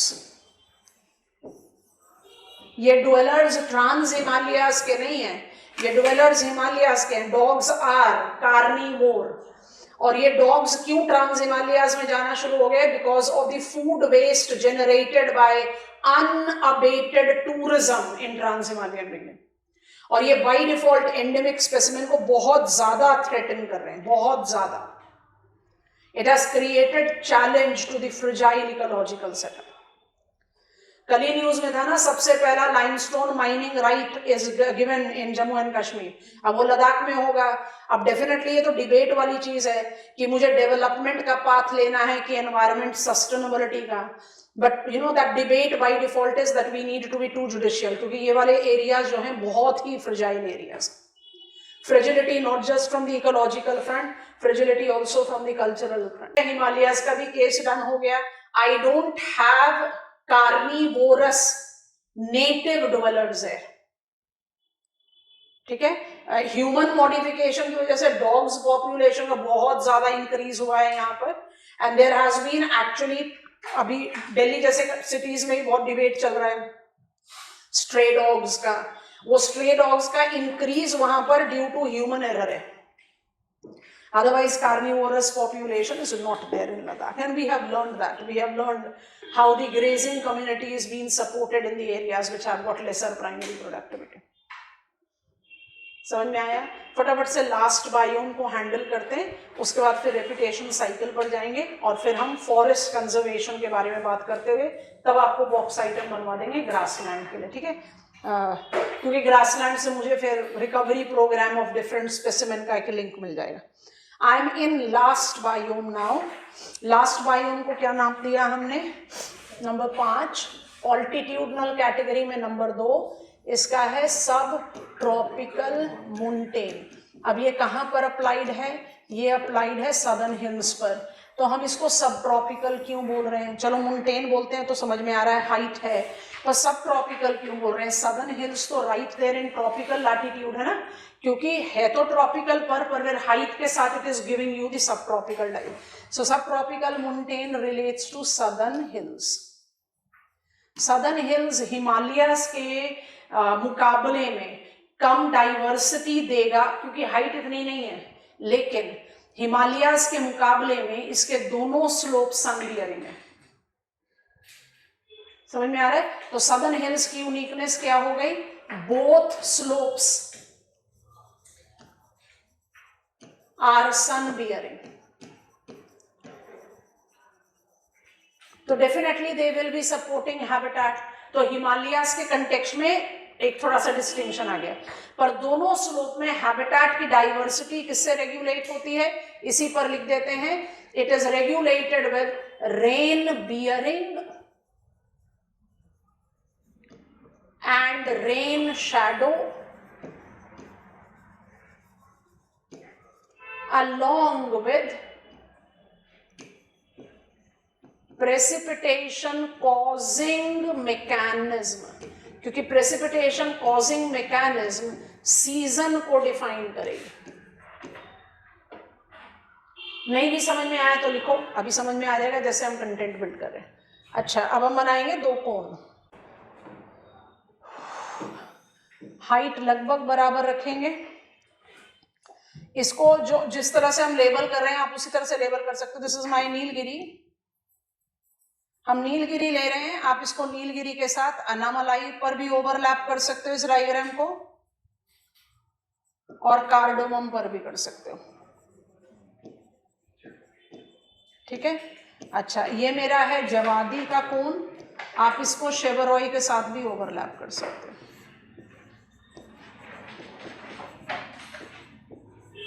ठीक है? अच्छा, सबसे पहला, अब यहाँ पर ऑल्टीट्यूडनल ग्रेड ज्यादा नहीं है, 700 मीटर लेंगे और फिर 1400 मीटर लेंगे और काम खत्म. वैसे ही यहाँ पर भी प्लॉट कर देते हैं 700 metres. Even if you are not understanding class, just quickly copy it down with me. अभी जैसे ही डायग्राम रेडी हो जाएगा ना, आप बड़े आराम से, माने इससे आसान कोई काम ही नहीं है, और कैटेगरीज को आप डिमार्केट कर पाओगे. जो रिटर्न है उसको थोड़ी देर बाद फ्रेम पर ले आएंगे. अच्छा, अब क्या करें? आप कैटेगरीज को डिमार्केट करना है तो ध्यान से सुनेंगे. बाउंड्री लाइन बना देते हैं यहाँ पे. Western is rain bearing, eastern is rain shadow. समझ में आया?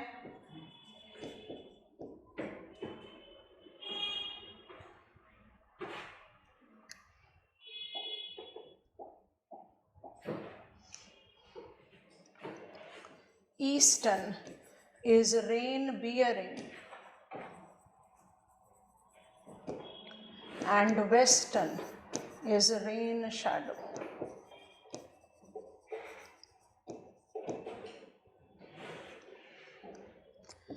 This will be moist evergreen, this will be moist deciduous, this is dry deciduous, this is thorny.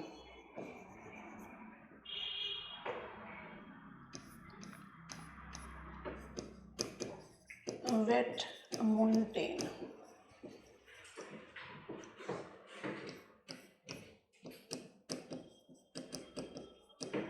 Wet montane.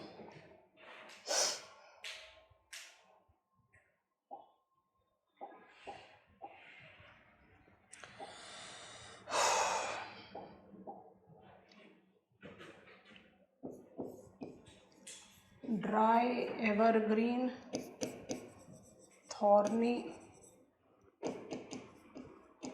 moist deciduous. हमारे पास इन सारे हैबिटेट के प्लांट्स और animals के नाम की लिस्ट है, तो हम उसको कौन में ऐड नहीं कर रहे. एक्सटिंक्शन की बात बाद में करते हैं, जो कॉमन फीचर्स लिखा है उसी में एक बात कर लेते हैं. प्रेसिपिटेशन कॉजिंग मैकेनिज्म, इसको एनलार्ज करें तो जवादी शेवरॉय कौन से प्रेसिपिटेशन कॉजिंग मैकेनिज्म है? Retreating monsoon. और नीलगिरी अनोमलाई कार्डोमम किसमें गया? Advancing monsoon. तो वो तो बाय डिफॉल्ट दिख रहा है जब हमने हैबिटेट लिखा है. इसमें अगर मुझे एक और कॉमन पॉइंट ऐड करना हो तो हम क्या करेंगे? अपनी क्लाइमेटोलॉजी की नॉलेज को डालेंगे. ऑन विंडवर्ड साइड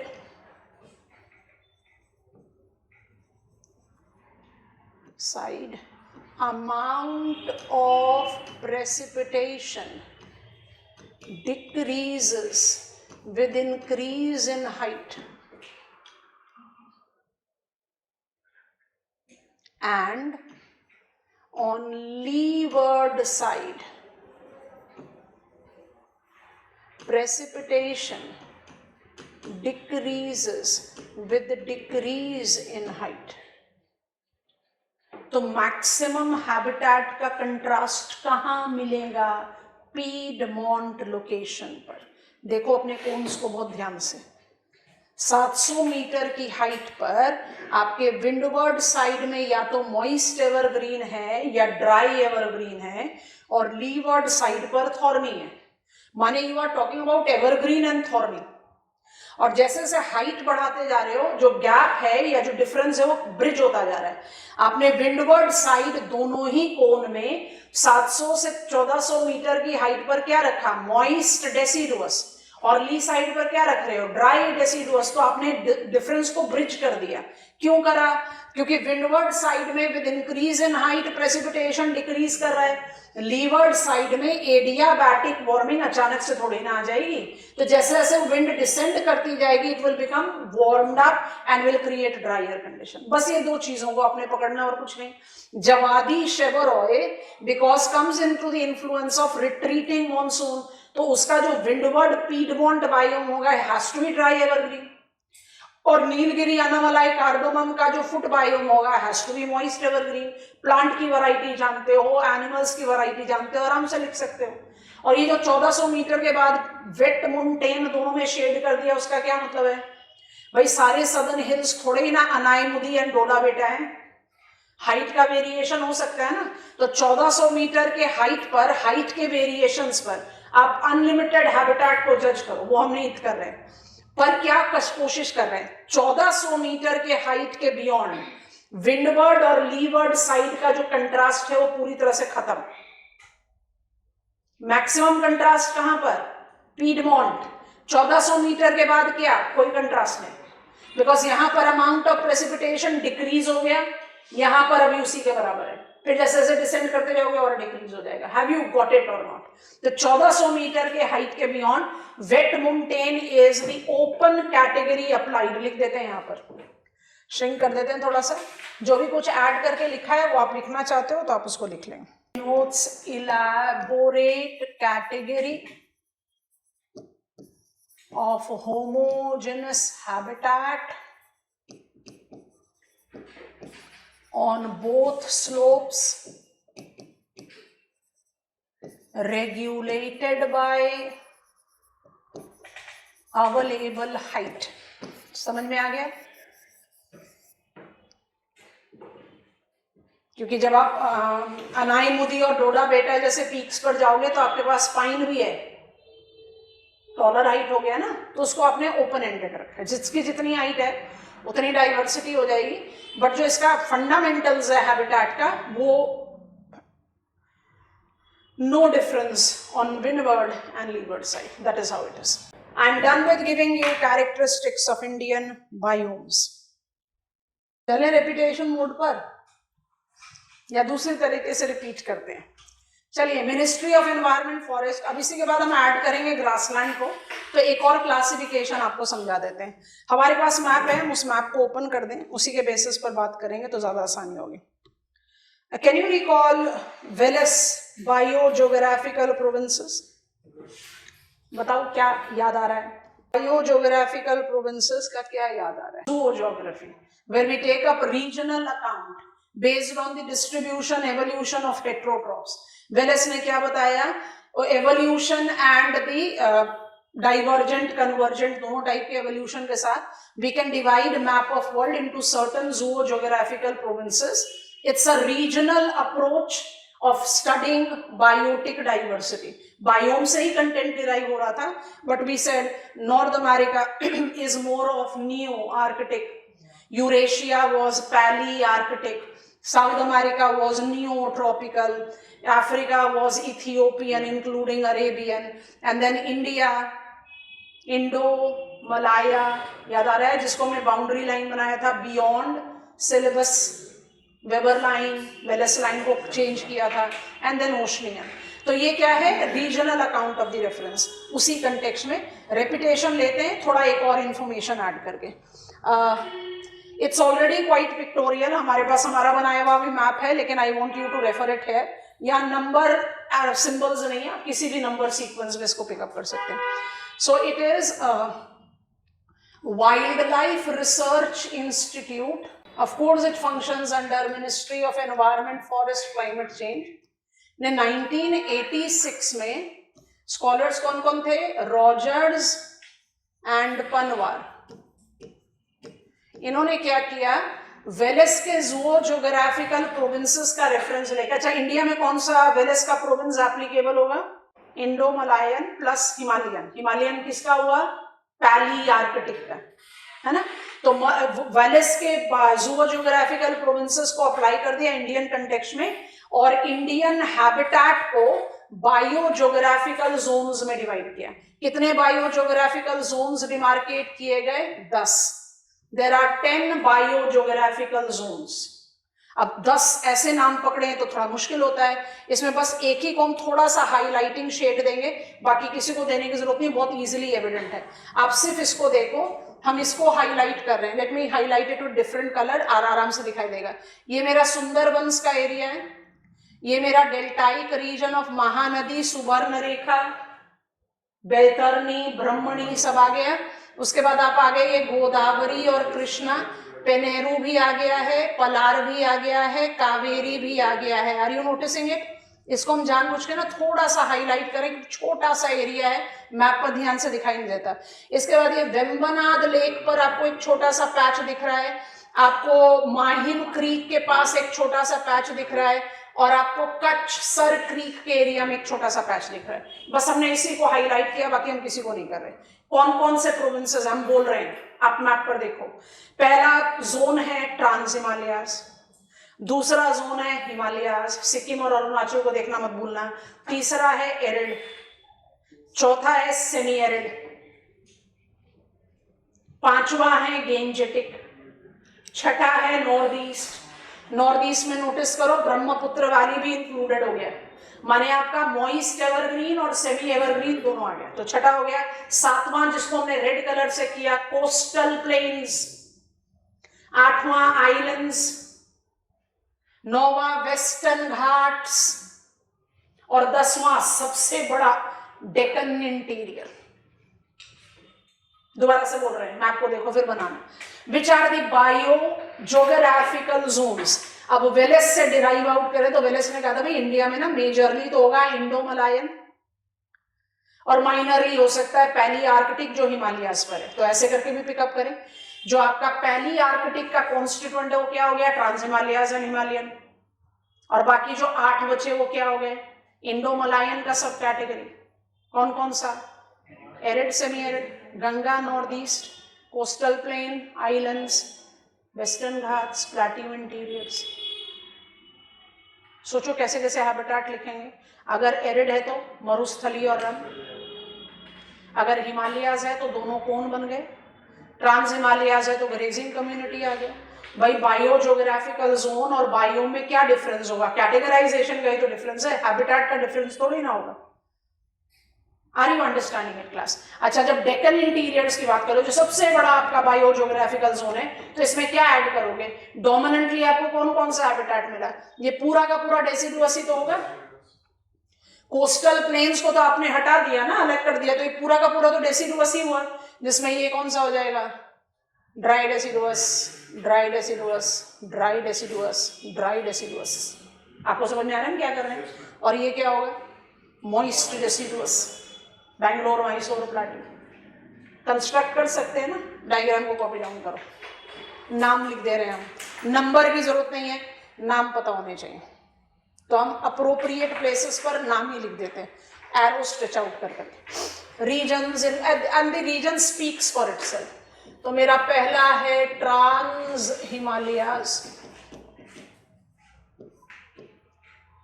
दूसरा है हिमालयाज, तीसरा है एरिड, चौथा है सेमी एरिड,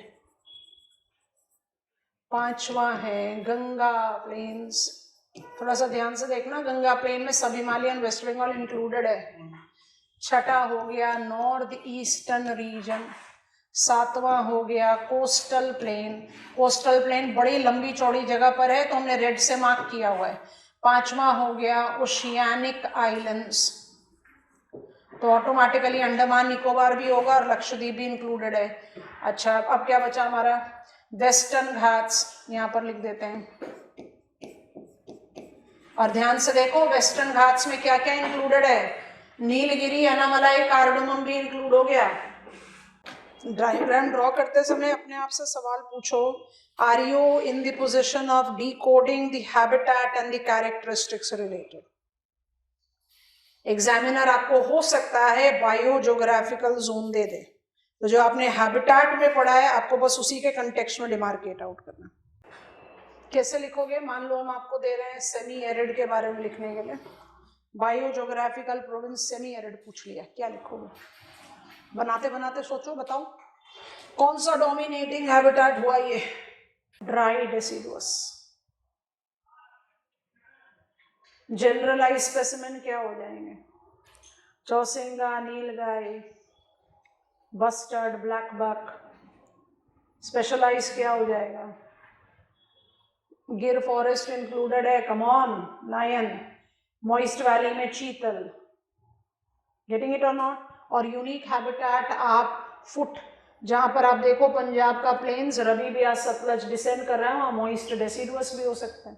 आपको ये कैटेगराइजेशन आना जरूरी है, एग्जामिनर आपको कोई डिफाइन, अब हम कैटेगराइजेशन आपको बता रहे हैं।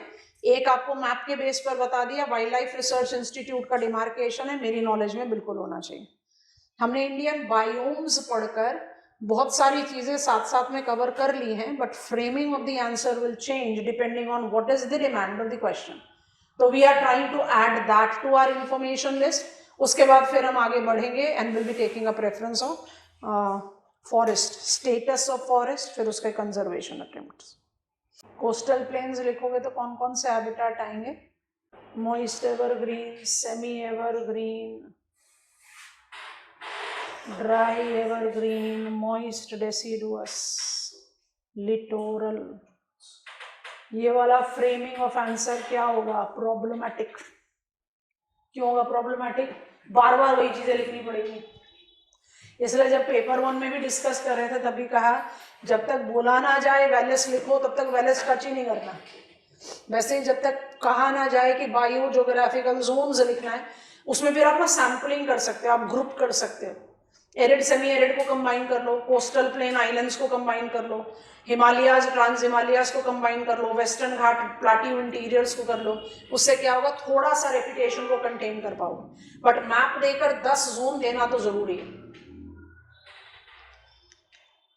हो गया?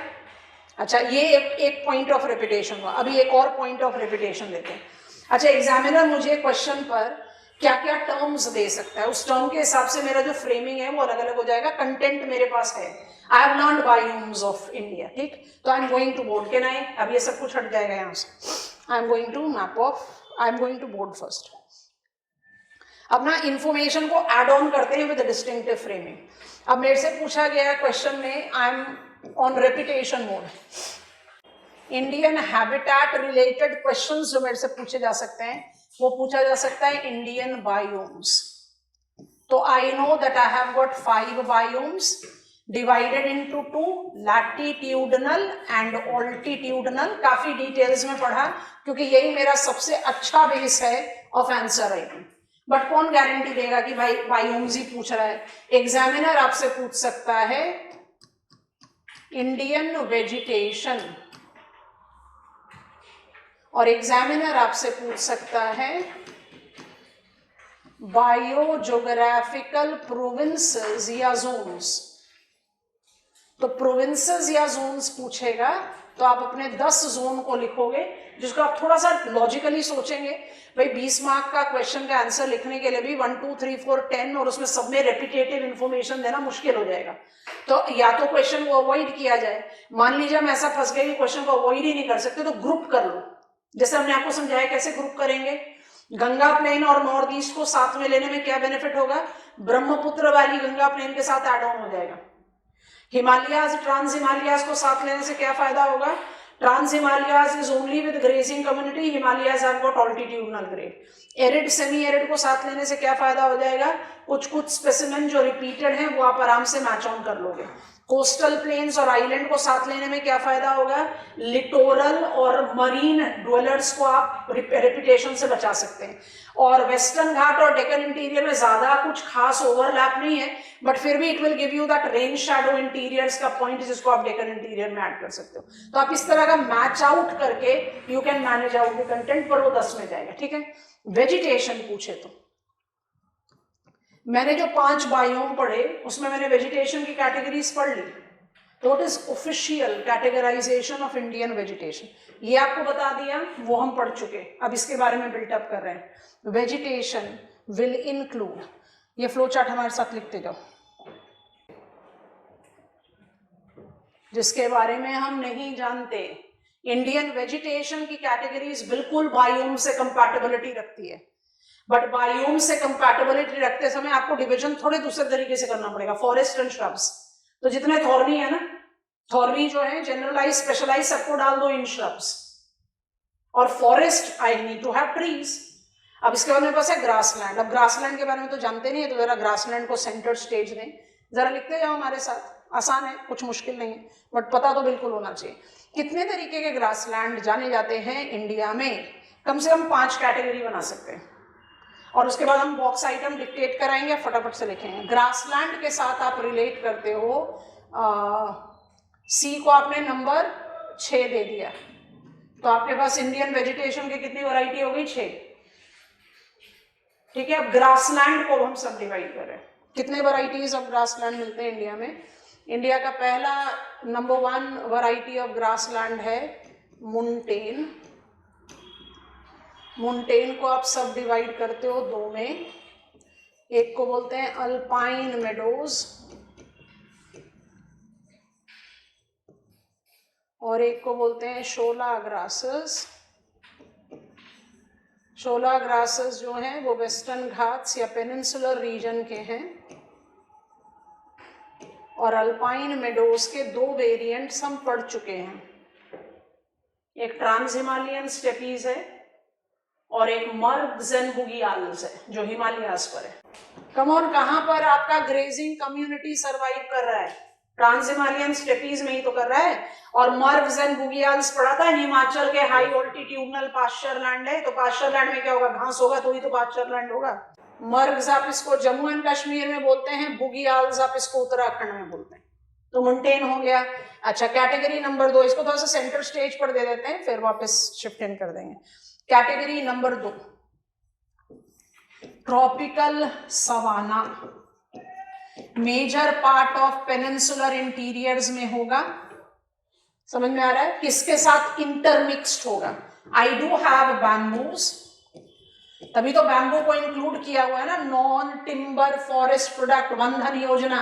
अभी एक ग्लिम्स देंगे उसका, क्योंकि फॉरेस्ट कंजर्वेशन में वंदन योजना is a flagship domain tribal factor के लिए, जहां पर आप बहुत सारे अदर प्रोडक्ट्स को भी लेते हैं, but bamboo is also included. तो बैम्बू इसका मतलब इंडिया में एग्जिस्ट कर रहा है तभी तो है। तो bamboo is included savanna, but ये किसके साथ मिक्सअप कर रहा है? It is always mixed up with shrubs. जो आपका जनरलाइज्ड थॉर्नी है ना, उसके साथ intermixed. I don't have any savanna biome in our country. अच्छा, उसके बाद आप तीसरा पिकअप करो, ड्राई और एरिड ग्रासेस। इसमें आपको बनी ग्रासेस पता है, याद आ गया? बनी है और विदिस है गुजरात में, सबई ग्रास है राजस्थान में। अच्छे एग्जाम्पल्स। अच्छा, चौथा आएगा आपका कोस्टल ग्रासेस। कोस्टल ग्रासेस कौन से ग्रासेस होते हैं? जो बीच के साथ एसोसिएट करते हैं, and by default they correlate itself with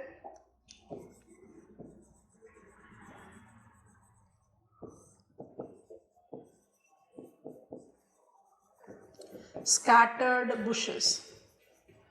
जितने आपने कोस्टल हैबिटेट पिकअप किया ना, कोस्टल बायोजियोग्राफिकल जोन, वहां पर मैनग्रोव्स के साथ, सैंडी बीचेस के साथ, you do have grasses scattered up with the bushes और श्रब्स। एंड पांचवें कैटेगरी को फ्रैगमेंट ना करते हुए अदर्स करके लिख लेते हैं। ये बड़ा ऑफिशियल क्लासिफिकेशन है, 2015 का क्लासिफिकेशन है ये, अभी हम लिख रहे हैं। तो अदर्स में हम किन किन को इंक्लूड कर रहे हैं? आपने नाम जरूर सुना हुआ है, फूमदीज सुना है, फ्लोटिंग ग्लासेस, कांस, अलूवियल प्लेन के ग्लासेस हैं। कांस किसको बोलते हैं? कांस बोलते हैं वो ग्रासेस जो कि फ्लड प्लेन्स, जैसे गंगा प्लेन, आपने रोहिलखंड अवध पढ़ा, तो वहां पर जो ग्रासेस होते हैं अलूवियल लोलैंड्स में, उनको कांस बोलते हैं। तो you can take phumdis and kans as a good example of the variants. Alluvial, can you beat that? 2015 में हमने पहली बार क्लासिफिकेशन किया है ग्रासेस का। इट स्पीक्स बाय इटसेल्फ कि ग्रासेस कितना निग्लेक्टेड इकोलॉजिकल सेटअप रहा हमारे कंट्री में। तो molasses basin, Manipur, phumdi, Manipur, Loktak. Quickly create box item. Grasslands box item का हेडिंग है, क्विक पॉइंटर्स लिखेंगे। Point 1, land covered with herbaceous plants, land covered with herbaceous plants, bracket, with scattered presence of trees or shrubs. Point number 2, 24% of Indian land mass, can you beat that? 24% of Indian land mass qualifies to be grassland. Presently 5 different category, वो हम already लिख चुके हैं, presently 5 different categories of herbaceous vegetation is identified in India. Grasslands have been multiple challenges, underline कर लो challenges, और अब सब pointers बना लो। पहला सब पॉइंट है मोस्ट नेग्लेक्टेड हैबिटेट, सारी बाकी प्रॉब्लम इसी के टेल एंडर है। Most neglected habitat. नंबर 2 लिखेंगे largely destroyed and represents wasteland. Number 3 लिखेंगे are unabated sites of landfills. Number next लिखेंगे challenges of invasive alien specimen. अभी हम अपने ट्रैक पर आ गए जो challenges एसोसिएट होता है हैबिटेट के साथ। So challenges of invasive alien specimen, next is overgrazing, and final is change of the climate. Sub pointers done, next point. With mobilization of Bustard's recovery program, grassland attained its due recognition. Underline karo recognition. Involving, अब फिर सब pointers बनाए, national grazing policy, inclusion of grasslands in protected areas, and last, environment impact assessment modification, environment impact assessment modification to include grasslands in environment sensitive areas. Grazing policy is also at place.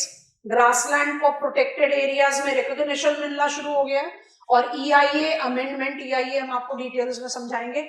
EIA amendment के साथ हमने क्या कर दिया, EIA amendment के साथ हमने demarcate कर दिया कि भाई ग्रासलैंड को भी इको सेंसिटिव जोन में, एनवायरमेंटल सेंसिटिव जोन में अप्लाई किया जाए। तो grassland have been long neglected और 2015 का क्लासिफिकेशन ही बोल रहा है 2015 में जाकर आपने ग्रासलैंड को क्लासिफाई किया, जबकि 24% of Indian land mass is grass.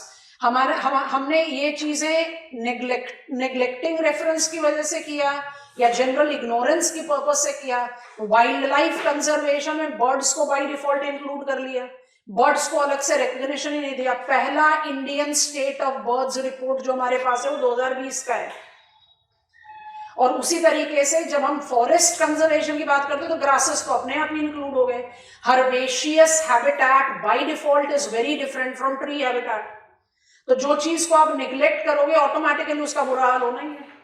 So grassland because is in very plightful condition, जो ग्रासलैंड ड्वेलर्स है उनका बुरा हाल है। तो जब बस्टर्ड पॉपुलेशन रिकवरी शुरू हुआ तब पता चला कि हैबिटेट डिस्ट्रक्शन तो बहुत मैसिव लेवल पर है। Maximum of grasslands are converted to wasteland, suffering from over grazing, invasive alien specimen, climate change का इम्पैक्ट तो सबके ऊपर ही है। It was hard time for us to actually recognize the categories of grasses और उनकी sensitivity को जज करके उनका प्रोग्रामिंग करना। We have to begin with it though late। अच्छा, ये मेरा फ्लो चार्ट है, इस फ्लो चार्ट को थोड़ी देर के लिए ध्यान से देखो। अगर आपसे क्वेश्चन पूछा जाए इंडियन वेजिटेशन, तो बायोम से मैक्सिमम इंफॉर्मेशन डिराइव आउट कर लो। How many types of Indian vegetation is there? Tropical evergreen, tropical deciduous, tropical thorny plus altitudinal, and then add grassland. Indian biomes पूछेगा तो 5 बायोम है, और बायो ज्योग्राफिकल प्रोविंसेस पूछेगा तो 10 है। कैटेगरीज आप जानते हैं, इंफॉर्मेशन आपने बायोम में डिराइव कर ली है, वही फिट इन करना है। ग्रासलैंड अलग हो जाता है तो यहां लिख दिया है, और वो भी हमने इनकलकेट कर लिया। जब हम फिजियोग्राफी पढ़ के, बायोम पढ़ के यहाँ पहुंचे हैं तो इनमें से मैक्सिमम को तो हम ऑलरेडी जानते हैं। ठीक है, अब फॉरेस्ट कंजर्वेशन की बात करते हैं।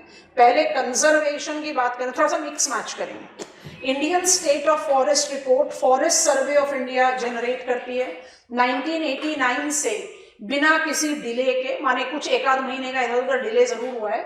बाइनियल रिपोर्ट हम बड़ी कंसिस्टेंटली प्रेजेंट कर रहे हैं। खाली जो हमारा 2019 का रिपोर्ट था उसमें UNFCCC ने थोड़ा सा क्वेश्चन मार्क डाला था कि इंडिया ने मैनिपुलेटेड डेटा दिया है, because do remind yourself that TEEB REDD plus is identified with the important mechanism of carbon sequestration that also determines your nationally determined contribution का judgment। तो डेटा मैनिपुलेशन होना आज के टाइम में बड़ा कॉमन सा प्रैक्टिस है। पहली बार, अदरवाइज कभी भी नहीं, पहली बार India suffered from a setback. India ने बिल्कुल सिरे से खारिज किया, कोई मैनिपुलेटेड या इन्फ्लेटेड डेटा नहीं है, लेकिन it was for the first time that it was being challenged. उसके बाद फिर कभी नहीं, उससे पहले फिर कभी नहीं।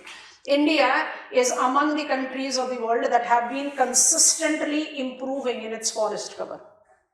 तो फॉरेस्ट कंजर्वेशन अप्रोचेस कितने सक्सेसफुल हुए हैं वो 2023 के Indian state of forest report से बाय डिफॉल्ट जस्टिफाई हो जाता है।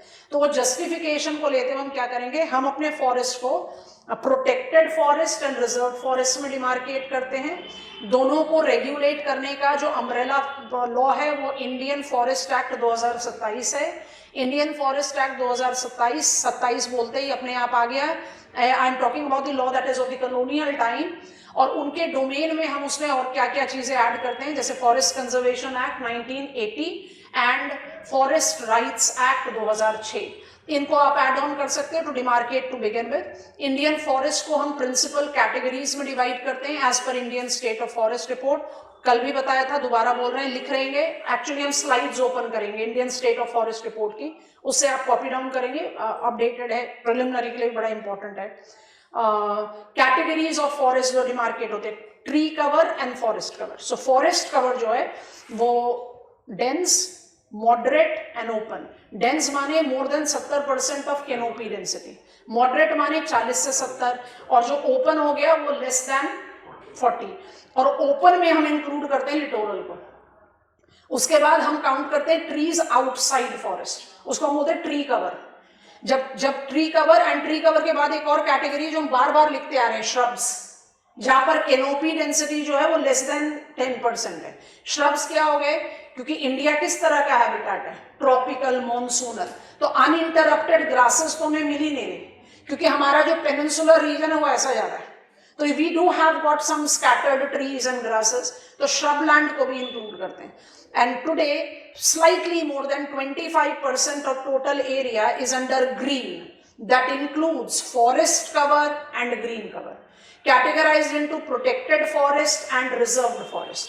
An Indian State of Forest Report 2023 forest fire control का बहुत अच्छा असेसमेंट दे रहा है, इंक्रीज इन फॉरेस्ट कवर का बहुत अच्छा असेसमेंट दे रहा है, मैनग्रूव्स की क्वालिटी एंड क्वांटिटी इंक्रीज का अच्छा असेसमेंट दे रहा है। तो ये जो फैक्चुअल चीजें इनको ऐड ऑन करते हैं अपनी लिस्ट में। उसके बाद बात करते हैं कि हमने क्या क्या काम किया है कि it is marking up the increase. अच्छा, India also ratifies global dimension of forest increase. हम अपने फॉरेस्ट रेस्टोरेशन को 2030 तक कोशिश कर रहे हैं, जिसके बहुत सारे टारगेट हैं, 6 टारगेट हैं, जिसमें एक सबसे मेजर टारगेट है कि कम से कम 3% ऑफ फॉरेस्ट कवर को इंक्रीज कर लें बाय 2030।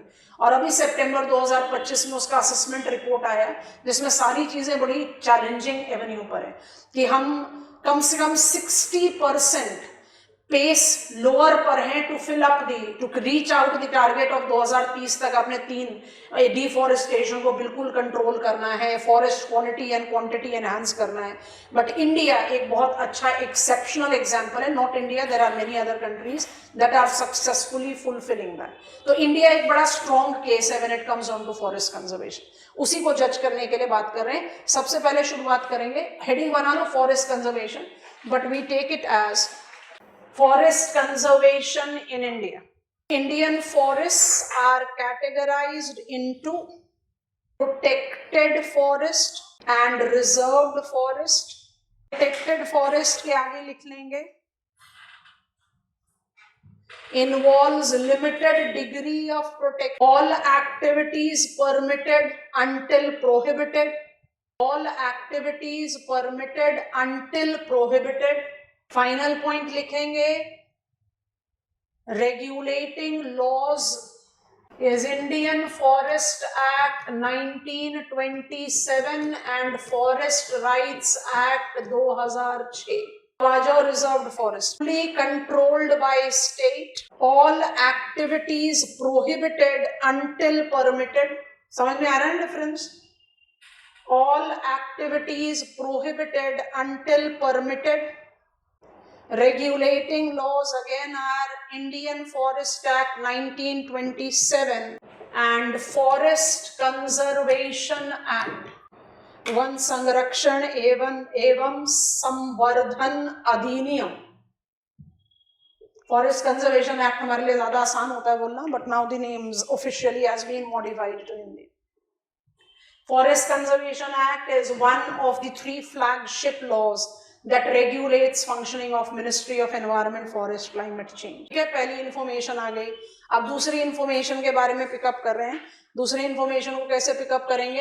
Indian forest cover. अब इस इमेज को देखेंगे, Indian state of Indian forest 2023. कुछ इंपॉर्टेंट पॉइंटर्स ऑफ डेटा है, फटाफट से स्लाइड से कॉपी डाउन करेंगे और कुछ नहीं करना. तो सबसे पहले तो कैटेगरीज ही जज करना है. तो पहला कैटेगरी तो जो कन्वेंशनल चला रहा है उसको ले लिया, और दूसरे कैटेगरी को देखना. ध्यान से देखो, हमारा लैंड यूज 73%, 73.5 है तो 74 राउंड ऑफ कर लो. 74% नॉन फॉरेस्टेड है, तो हटा दो इसको. अब जब फॉरेस्ट की बात करते हैं तो 21.7, आप इसको राउंड ऑफ करके 22 लो, 22 मेरा फॉरेस्ट कवर है, 3.4 मेरा ट्री कवर है एंड 1.33 मेरा श्रब कवर है। और जब आप बात करते हो forest cover plus tree cover, then you take up the reference of green cover, जिसको आप राउंड टोटल करके कितना कह रहे हो, 25% approximately of Indian area geographical stretches under green. तो ग्रीन को किस किस के साथ जा रहा है, forest cover and tree cover. When I take forest cover, all area with tree having canopy density greater or equal than 10. अगर कैनोपी डेंसिटी 10% से ज्यादा है तो आप उसको इंक्लूड करें फॉरेस्ट कवर में। Tree cover is woody vegetation resources in patches and individual trees outside the recognised forested area. पहले तो आप कैटेगरीज लिखें। When I talk about Indian state of forest report, what are the categories that are demarcated? तो पहला है forest cover, write down the value 21.76%, subdivide कर दो। Forest cover includes 3 subcategories: VDF, very dense forest with a tree canopy of more than 70%. Second is MDF, moderately dense forest, canopy density 40 से 70. तीसरा है open forest, bracket में लिखो includes mangroves, canopy density 10 से 40%. ठीक हो गया, ये कैटेगरी 1 हो गया। अब कैटेगरी 2 डालेंगे ट्री कवर। ट्री कवर को कैसे डिफाइन करते हैं, यहीं से हम डेफिनेशन ले लेते हैं। Tree cover includes woody vegetation resources in patches or individual trees. इसको trees outside forest भी कहते हैं, TOF। वैल्यू जरूर लिख लेना 3.41, ठीक है। एक स्टार मार्क स्टेटमेंट डाल देना। Green cover of India at approximate 25% combines forest cover and tree cover. ठीक हो गया। सो हमारा जो एक फॉरेस्ट, जब हम कहते हैं ग्रीन कवर इन इंडिया और हम कहते हैं सम 25% of the total geographical stretches green, तो ये फॉरेस्ट एरिया है और ट्री कवर है। ट्री कवर को TOF कहा जाता था, डेफिनेशन बहुत आराम से डिफाइंड है। इंडिविजुअल ट्रीज को भी आप इसमें काउंट कर रहे हैं। और बाकी लैंड यूज में आपका श्रब 1.33 है एंड मोर देन 75% जो है वो नॉन फॉरेस्टेड एरिया है। कंफर्टेबल हो गया? चलिए, Indian state of forest report 2023, सीधा वहां पर आ गया। पहला वैल्यू आपको बता दिया है, we are having some approximate से 25% of geographical area as the forest cover. इसी के बाद आप अपना डिमार्केशन ले सकते हो, ये भी बता दिया, forest cover and tree cover. Pointers, क्योंकि आप जब आंसर भी लिखोगे तो आप कंबाइन लिख दो, 25% is there, fine, but preliminary में क्वेश्चन हो सकता है। 2023 का हमारे पास ये अवेलेबल है। There is increase of 1445 square kilometre of total forest and tree cover since last assessment. Increase है, एब्सोल्यूट वैल्यू अभी तो लिख लो, पर मेरे ख्याल से आंसर में लिखने से इतना कोई क्वालिटी ऑफ आंसर नहीं बढ़ता। Increase is more credible. So जो इंपॉर्टेंट इंडिकेटर्स हैं वो हम लेते हैं। हमने इसको कैसे अचीव किया है वो हमें ब्रिज दे देगा to the study of forest conservation strategies in India. पहले 2 पॉइंट्स हम आपको लिखा चुके हैं। PIB का इंफॉर्मेशन लिस्ट है, आसानी से विजुअलाइज होता है, समझ में आता है, तो इसी से लिखिए, ठीक है ना। बाइनियल रिपोर्ट है ना, तो 2021 के बाद हमने 1400 स्क्वायर किलोमीटर ट्री कवर बढ़ाया। It is by default credible. Okay, mangroves approximate 5000 square kilometre का एरिया। बैम्बू बियरिंग एरिया, थोड़ी देर पहले बहुत इंसिस्ट किया हमने बैम्बू पर। More than 5000 square kilometre of aerial increase. Increase को एम्फोसिस देना है, मैनग्रोव्स को भी एनलार्ज करेंगे। And finally, don't miss out to write even a single word here, carbon stock in forest of more than 7,000 million tons with 81.5 million tons of carbon stock increase. Credible. और इतना credible development किस वजह से है? क्योंकि हमारा forest conservation सही दिशा में चल रहा है, तो वहीं पर हम फॉरेस्ट कंजर्वेशन के अप्रोचेस को एड ऑन कर लेंगे। Assessment reports comes up with 400-500 pages. आपको उसका सिनॉप्सिस निकालना जरूरी है। क्योंकि वो अपडेशन के बिना आपका आंसर डेफिनेटली क्वालिटी बनेगा नहीं, और आप हर 2 साल में वो 500 पेज को नहीं डिकोड कर सकते हो। तो it is by default that you take support of PIB, या you can take support of newspaper clippings, उसी तरह से आप इसको अपडेट करते हैं। That is what is it is important.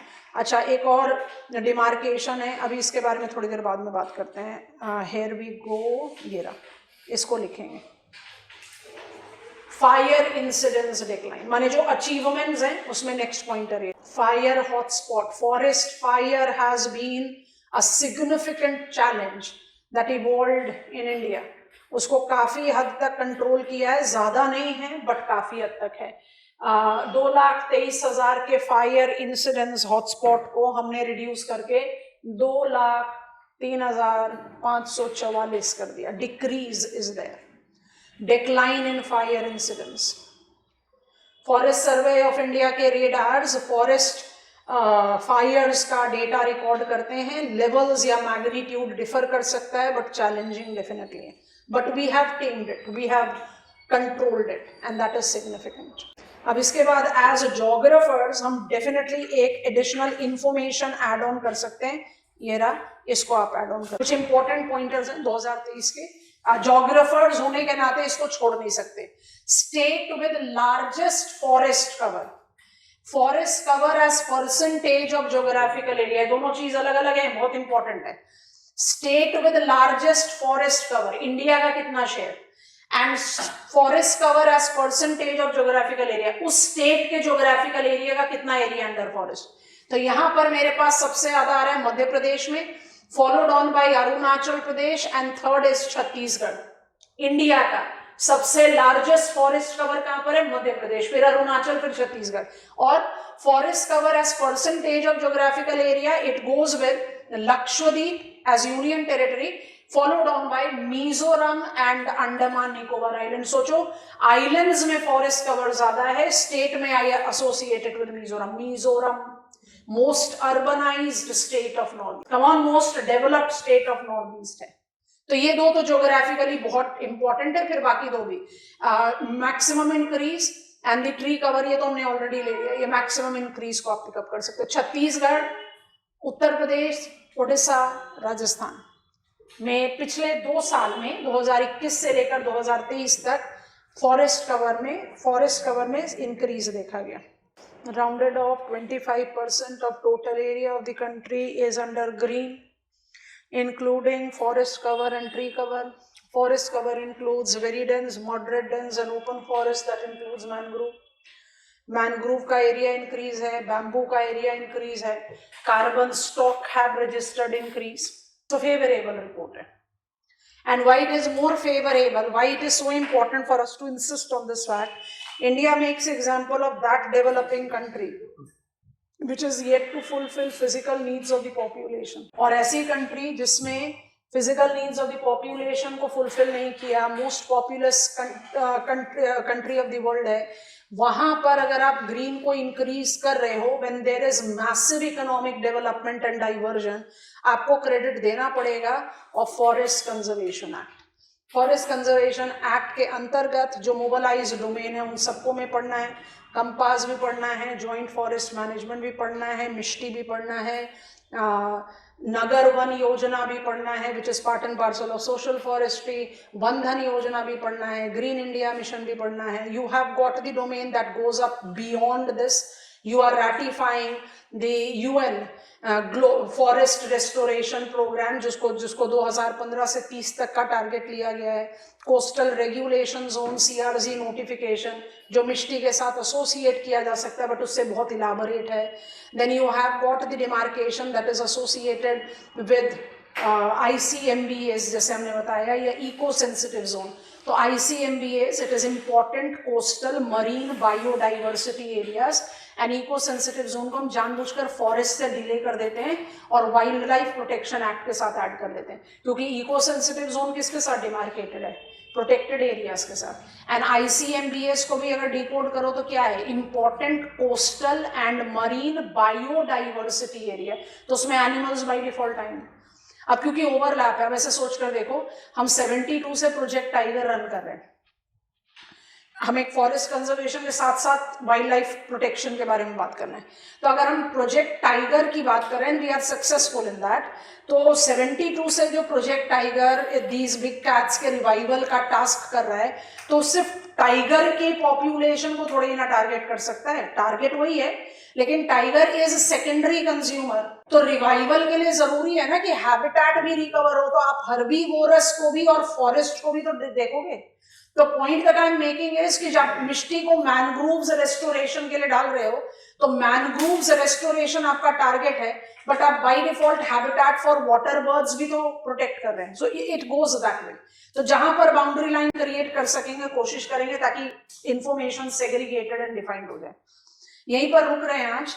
Indian state of forest report justify कर रहा है that India is an exceptionally unique example with economic load to be consistently increasing its green cover.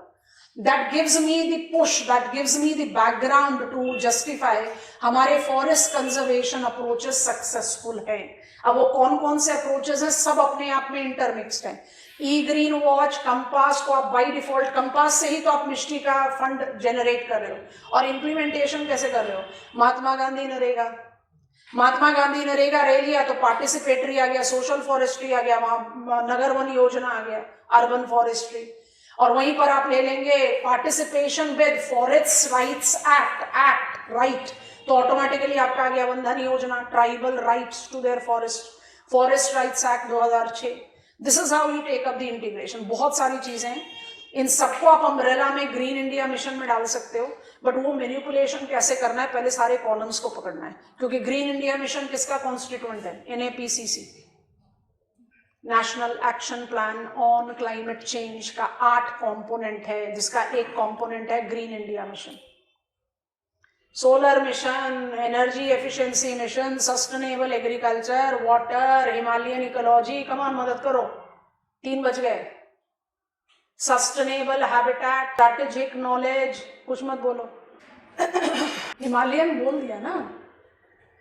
Ministry of new and renewable energy में solar पकड़ो, ministry of power में energy efficiency पकड़ो, ministry of environment forest climate change में Himalayan ecology and green India mission पकड़ लो, है ना। Ministry of housing and urban affairs में सस्टेनेबल हैबिटेट पकड़ो, मिनिस्ट्री ऑफ एग्रीकल्चर में सस्टेनेबल एग्रीकल्चर पकड़ लो, जल शक्ति मंत्रालय में वाटर मिशन पकड़ लो। स्ट्रैटेजिक नॉलेज तो यूनिवर्सल हो गया, सारे डिपार्टमेंट को एसोसिएट कर रहा है, क्या छूट रहा है? NAPCC। I am done with today's class. बताओ भाई, हम वेट कर रहे हैं, हम नहीं बताएंगे आंसर, आप ही बताओ। 2008 से एप्लीकेबल है, कोई इतना नया चीज भी नहीं है कि चलो भाई हमारी नॉलेज में नहीं।